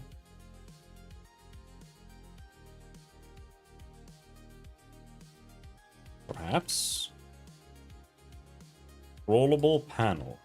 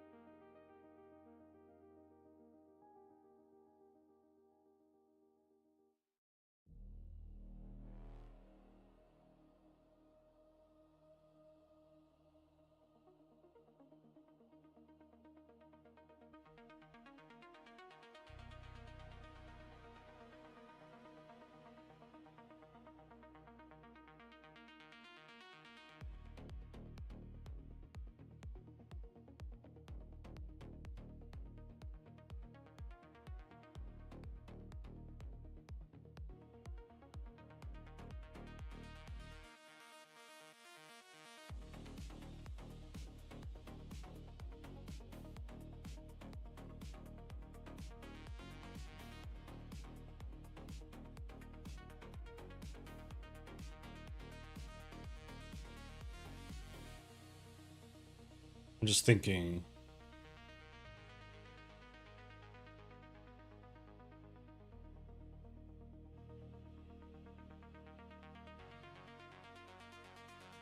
It's gonna take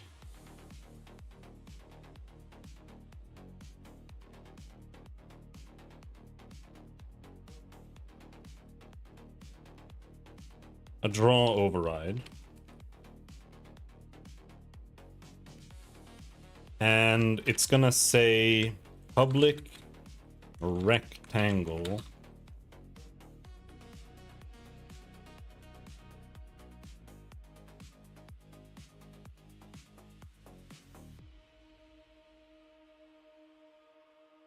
panel right. I mean, rect, I suppose.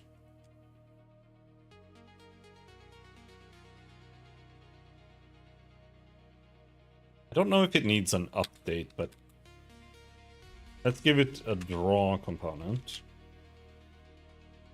And I do think it should have a mouse component. Window behavior.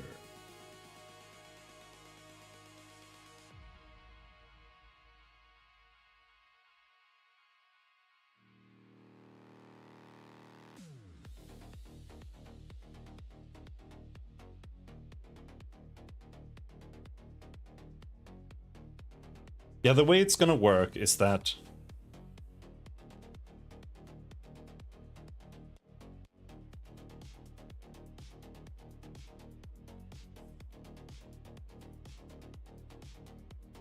I do think I have to do what I said with the draw here being like this.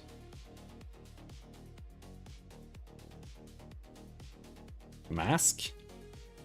Should I just call it mask?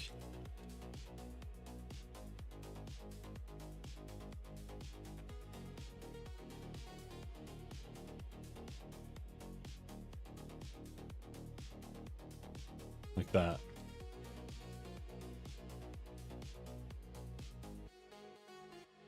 Something like that.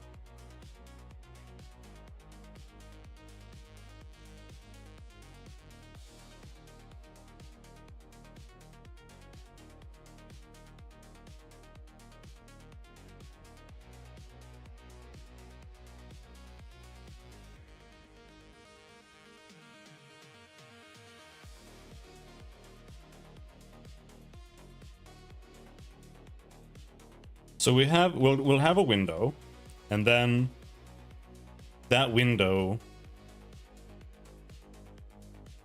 will contain children or various things like portraits,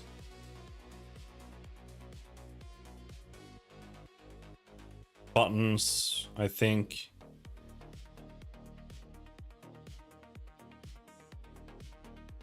But also, this scrollable panel will be a child of the window. And then the scrollable panel will contain all of the children that are supposed to exist within it and be masked by it.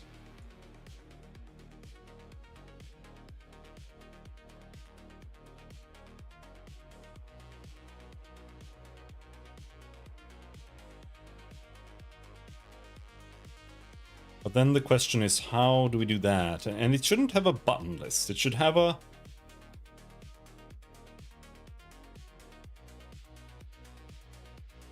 It should actually have... I would say it should have a window. Like, it should have a bunch of components. Maybe.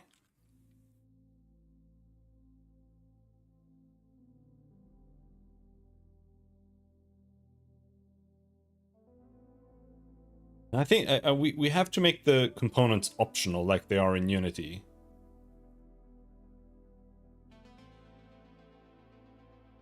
Because it needs a dragger and like a slider on the side that shows where we are currently.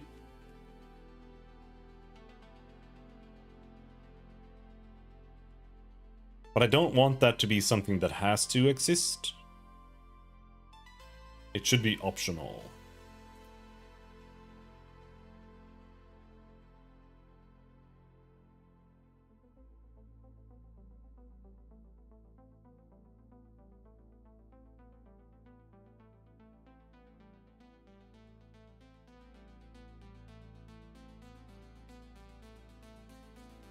So we shouldn't look at this as like the package,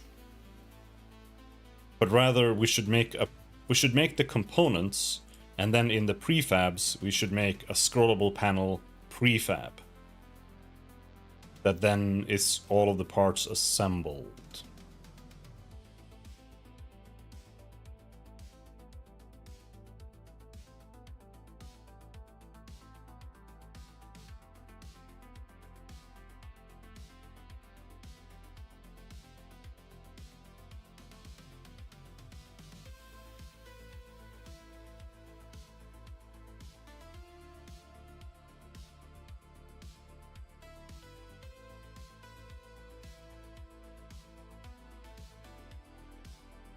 I think we're not gonna manage to do anything here really today, because it's actually kind of late already. But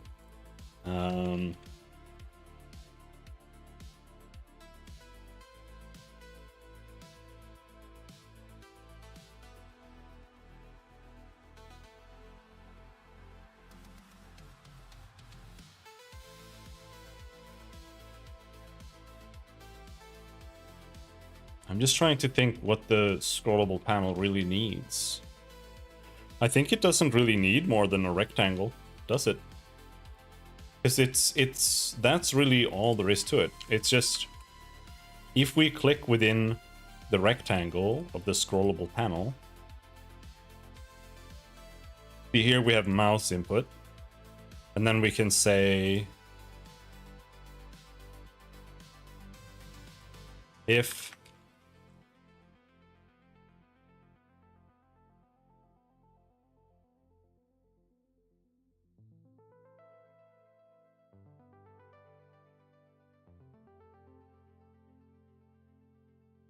globals.main.mouse state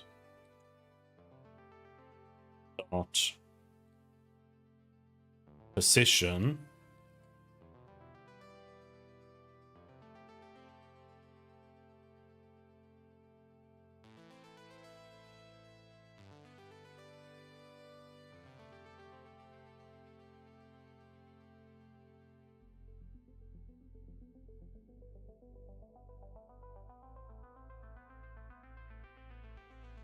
No, I was trying to open this. Point in AABB. We do have that. Okay. I wonder if you can add the two rectangles together.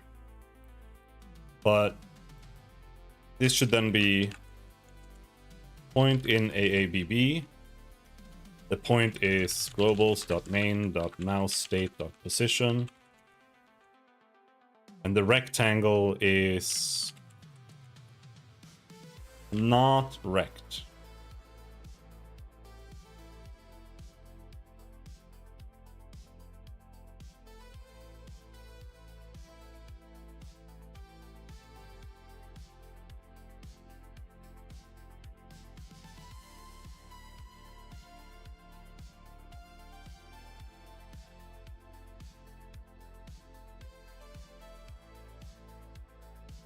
Because it's gonna have to be something like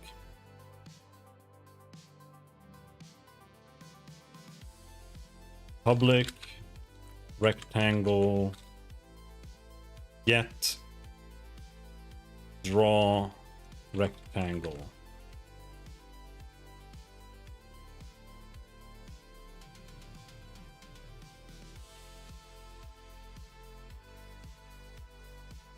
And then we're gonna have to fetch something like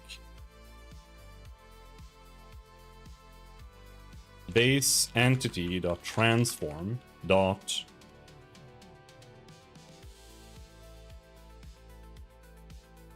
position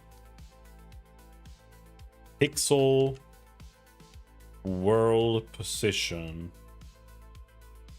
Well, fine.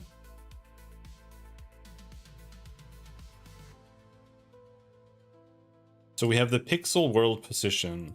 We have to say return new rectangle. And then here we have a location plus rect dot location. And the size is rect dot size.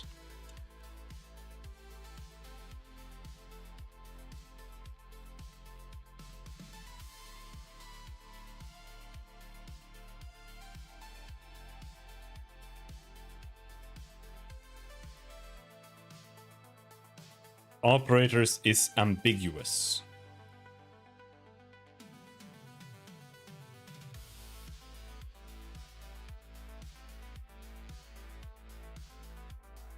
Then we cast my vector2i to a point, and that should be good.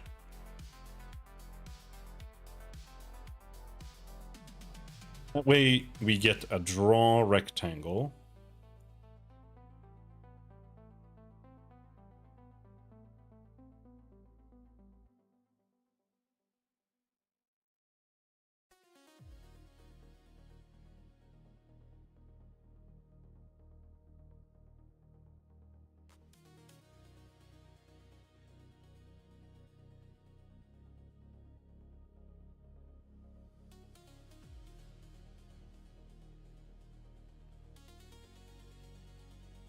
Oh.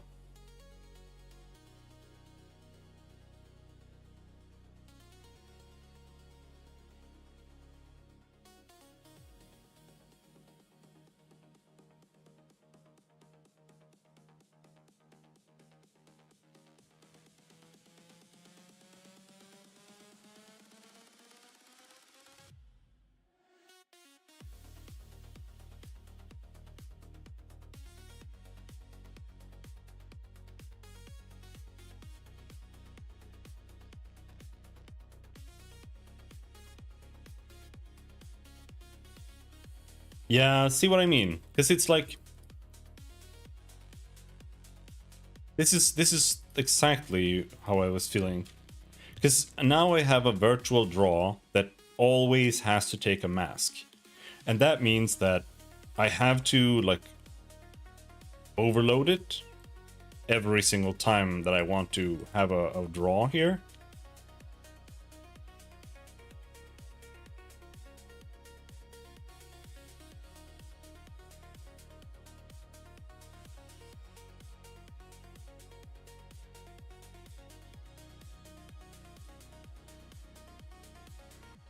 As opposed to if I had like a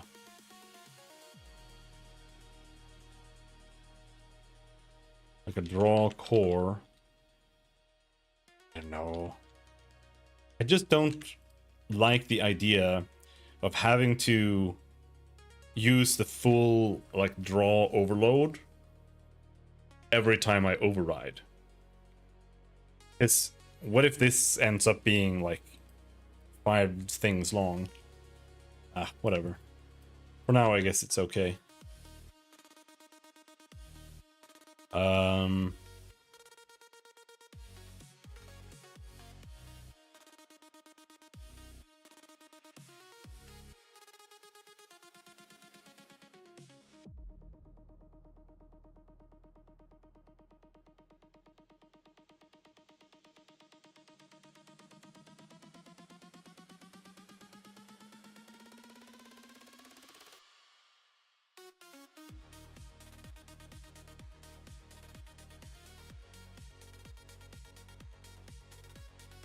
And then you have to do something like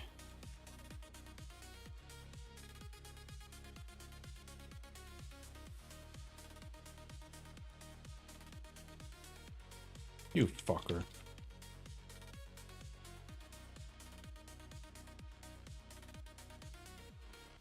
Come on, 4. Yes, I want the for loop. Tab twice to insert the for snippet. Fuck you.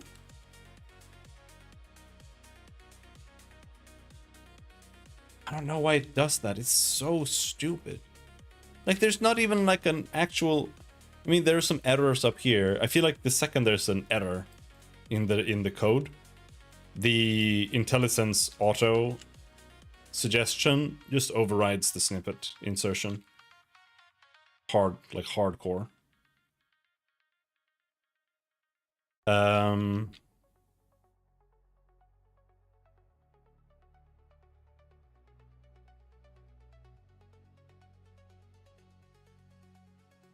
But like, how does this actually work?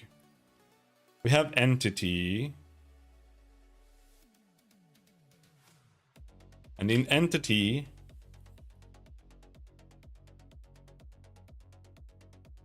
we have draw. And that's where we are. We're going through the component list to do draw.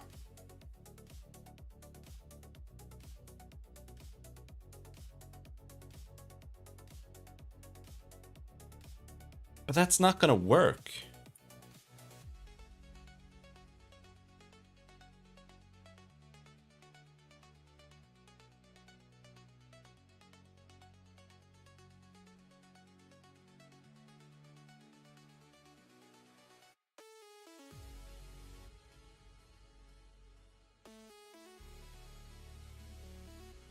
Because that means it's through the entity we call draw. And then they draw themselves based on their own components.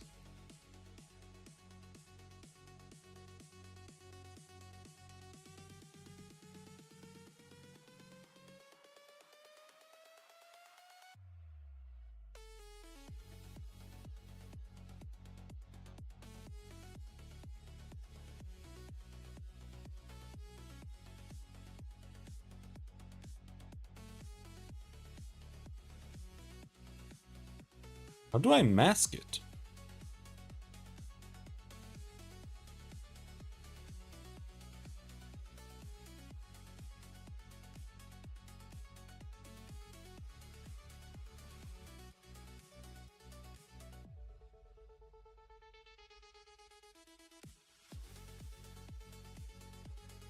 I could add like a mask here. But I don't want my entities to have like infinite things either.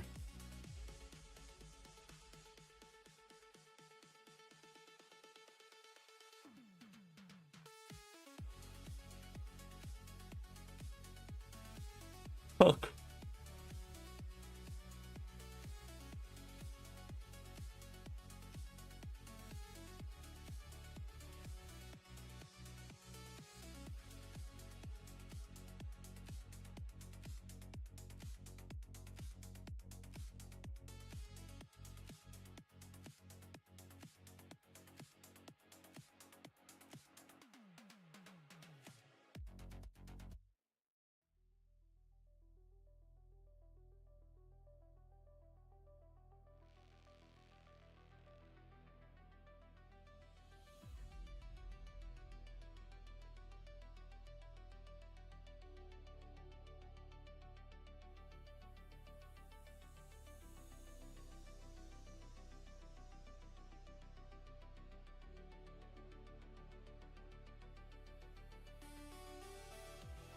Why has the code added system.security.cryptography.x509 certificates?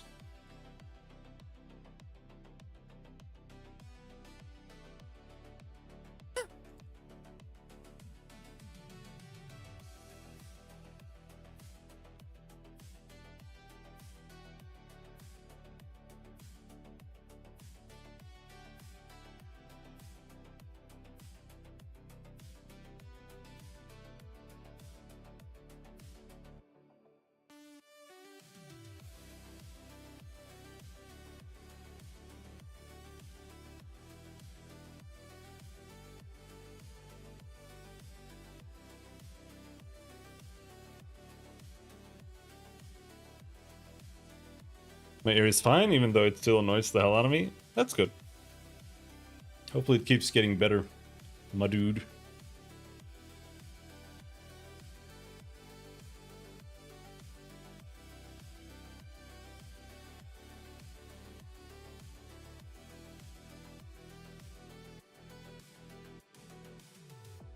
X509 certificates.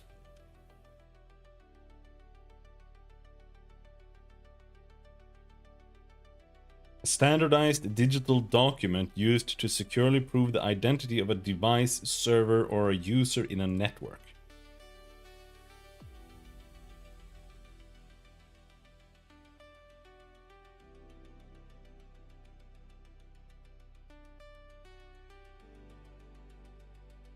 Using MonoGame.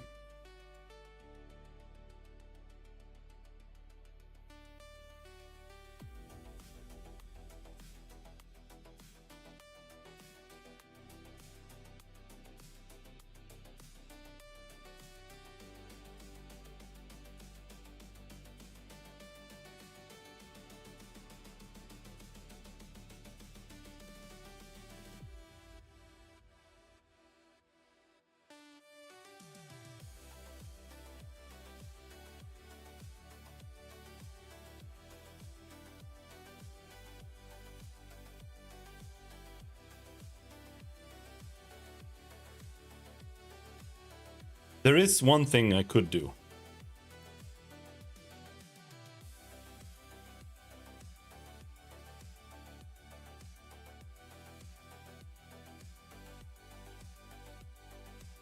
I could make the draw return a boolean, and then in entity here where we're doing draw, see what I'm doing here. It's if not enabled, then we return. That way we don't draw if it's not enabled ever. And then we go through the component list and we then draw.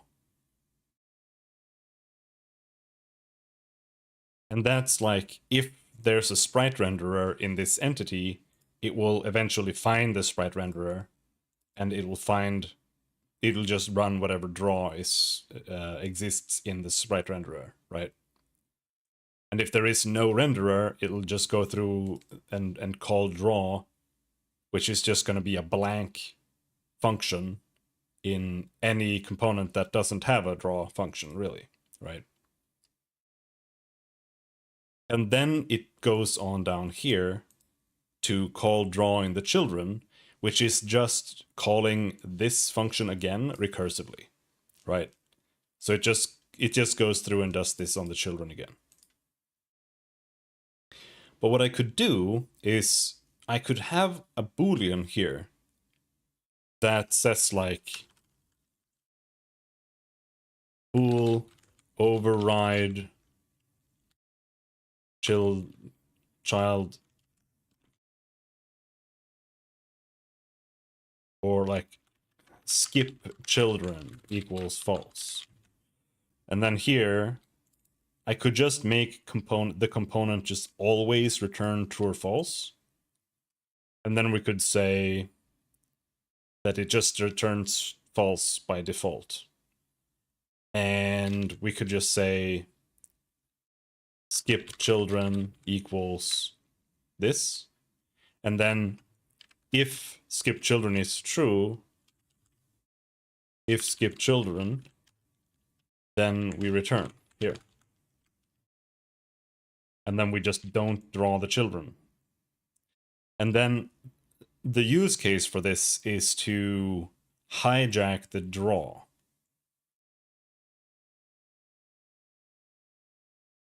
Of the child entities. And then run that through the component instead. That way we can control if we are adding a mask to the draw there. But I still feel like this is a shitty solution. I'm not really sure how I want to handle this. I will be honest.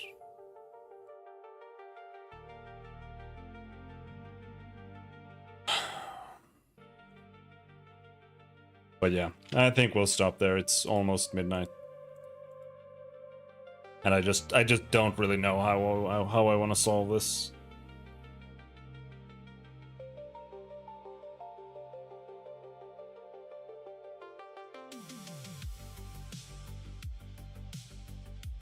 But I think maybe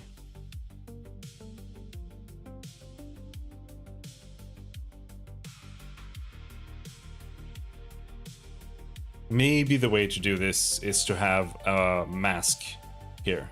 Oh, this is too loud. Is to maybe have the mask here, like public or rectangle draw mask.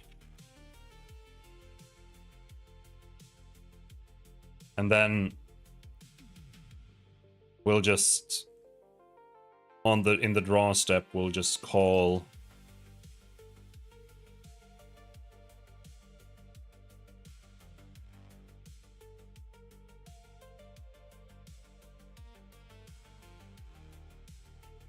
we'll just add mask here. Draw mask. But yeah, draw mask.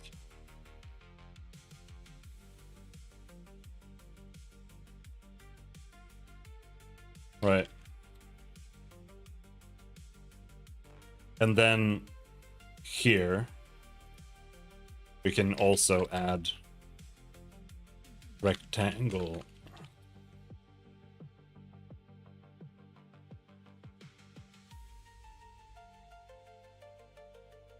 draw mask.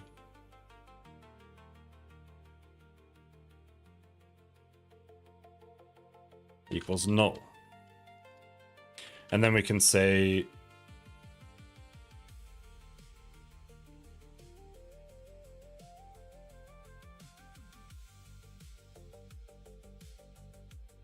if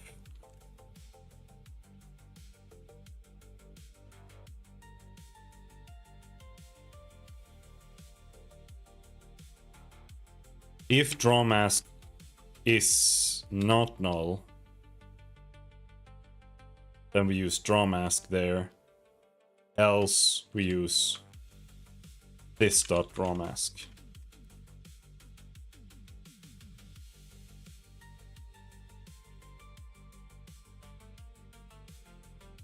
Which is gonna be null, most likely.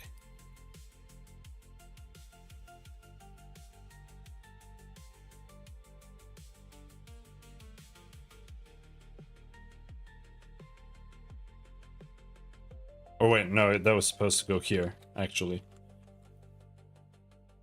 But because then the idea is that if draw mask is not null, meaning we have passed draw mask in here, then we use this the passed in draw mask. Otherwise, if this is null, then we use the draw mask that exists in here, which is gonna be null unless we have set it manually. And that's where if we if we set that draw mask via the component list, or when we add the component, we set that draw mask. Then it'll use that, right? Because it's gonna be not null then. However, the reason I don't like this, and why, like, because I feel like this works, but the reason I don't like this is that it means that if I set two components that have draw masks, the other one is going to break one. Right? And I don't like that.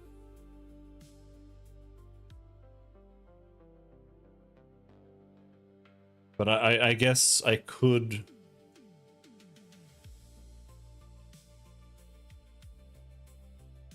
It could be a list of masks.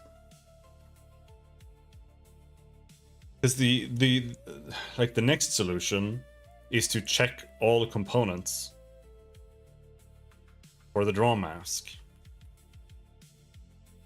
And the only way that doesn't suck ass with that would be to add the component, like, as draw mask equals 8 to the component flags. And that way we can check if that's true, and then we go through them and fetch draw masks. But I feel like that sucks too, because that means we're potentially doing a get component every draw. Or maybe like 4 get components every draw.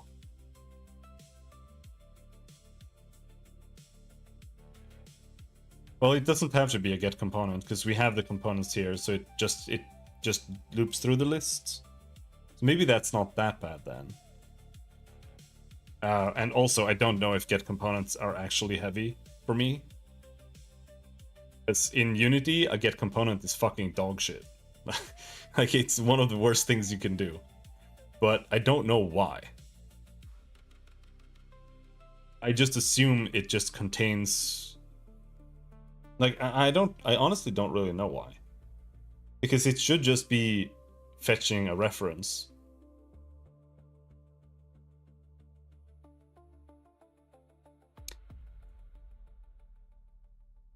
So it's gonna have to be like...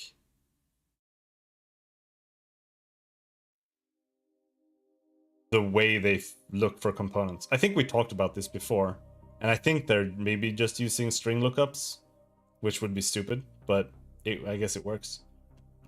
I used it once or twice in my code. I mean, it's super common. Using get component isn't bad, but it is bad.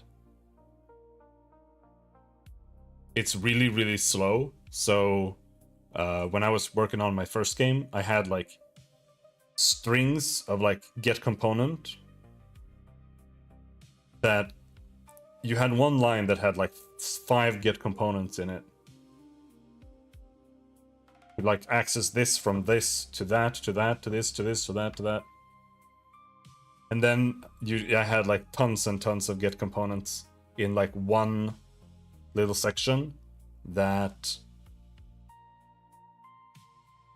ran every update. And it was just extremely slow. Basically, what you want to do if you're going to be calling a get component every single update, you want to cache it. Like here, for example, I have the transform cached as a transform here. And like if I knew that I was gonna call the sprite renderer all the time, and I knew that I was always gonna have a sprite renderer in a script, then you would just do sprite renderer, and then somewhere in the code you would set that once and be like, yeah, the sprite renderer equals get component sprite renderer. And then instead of accessing it through get component, you just access it through sprite renderer. That's how you're supposed to do things in Unity.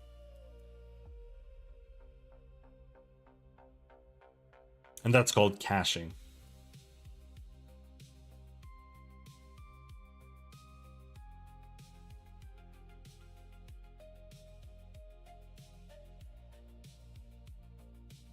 But yeah.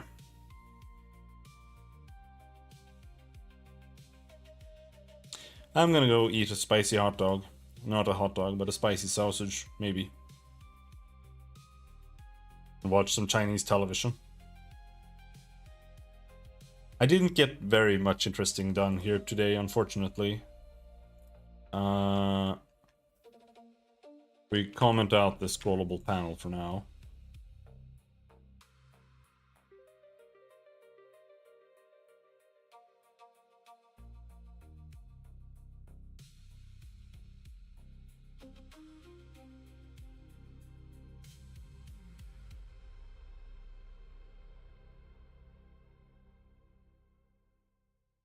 Is that gonna run?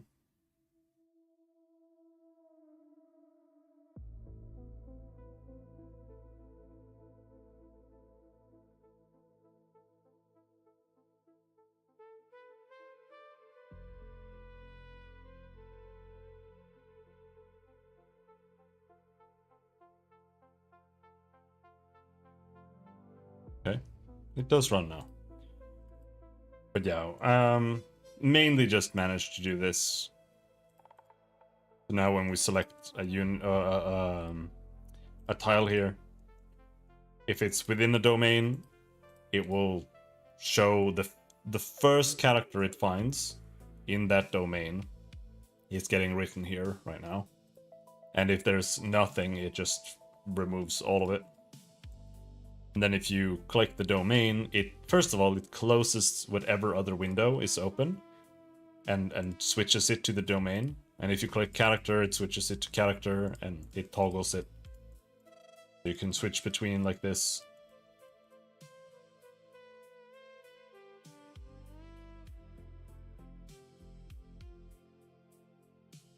Doing some weird stuff there, I felt like.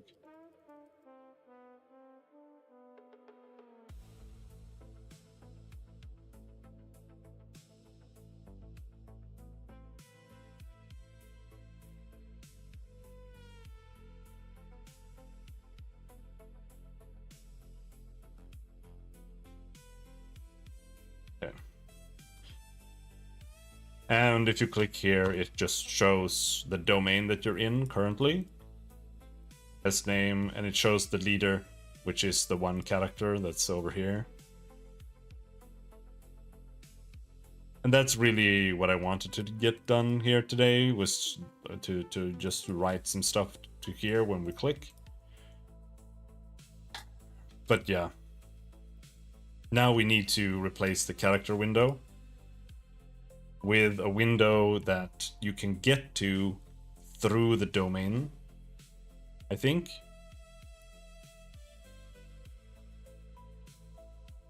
So in the domain list, we're gonna have a little section that shows all of the characters, and then when you click a character, it's going to switch over to the domain. And we'll also need like a back button here, and like a window history, so that you can switch back to where you were. Also an X button.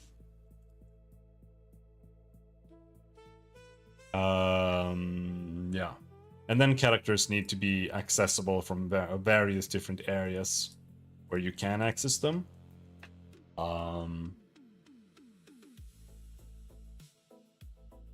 Maybe there should be a character button. I'm not entirely sure. Because then I feel like the character button would be... Oh, Sandro, bad timing. I was just about to stop. But yeah, we're playing Settlers. This is what this is.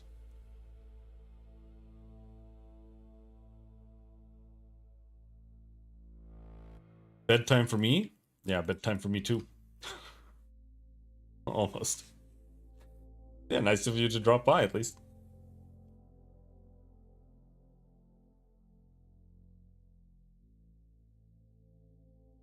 And yeah, we have to figure out how to handle the masking.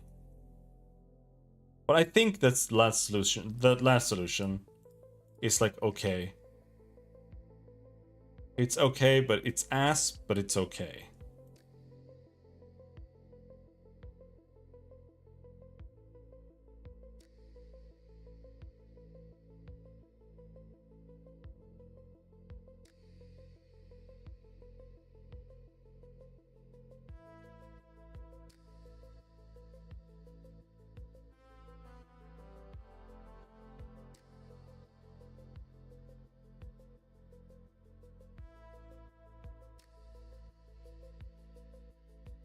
But we'll also have to figure out how the rect should like translate. Because the mask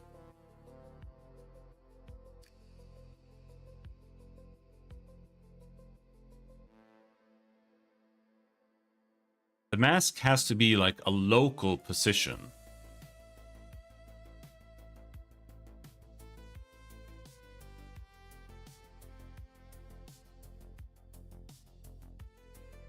Because that's the thing, the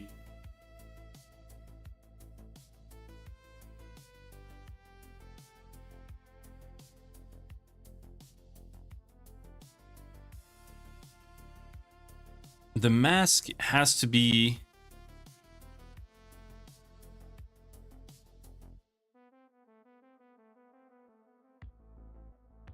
I think it will have to be like adjusted almost.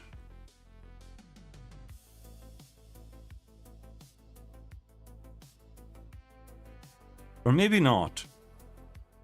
I think we can say that the mask that we pass in, the rectangle mask, is going to be a world position.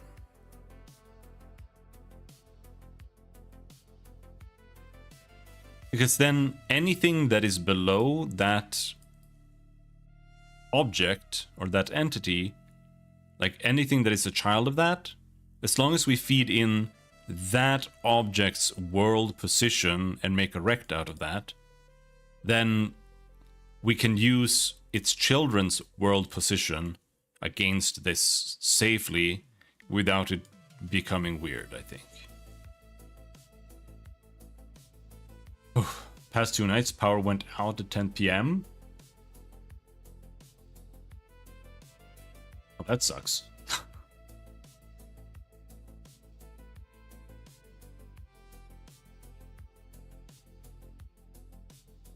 Is it do they just do like random blackouts, or do they actually have like power shedding hours? Because I know like in South America, or no, not in South America, in South Africa, I know they have like power shedding hours where they're like, yep, we're gonna turn off the electricity grid because it's fucked, and then they do that. But I know there they at least tell people when they're gonna do it. But in Brazil, it's just like it just goes out.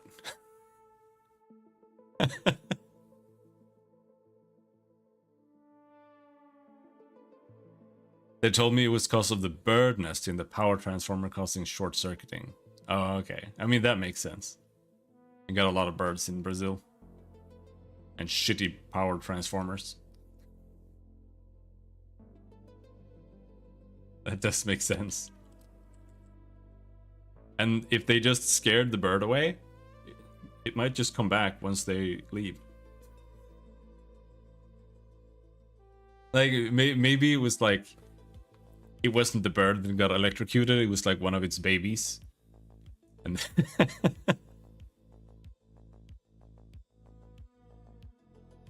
it's just coming back with more babies to electrocute the transformer. Anyhow, that'll be that for today. I'm gonna watch Chinese television. Until next time, thanks for hanging. Have a good night. Bye-bye.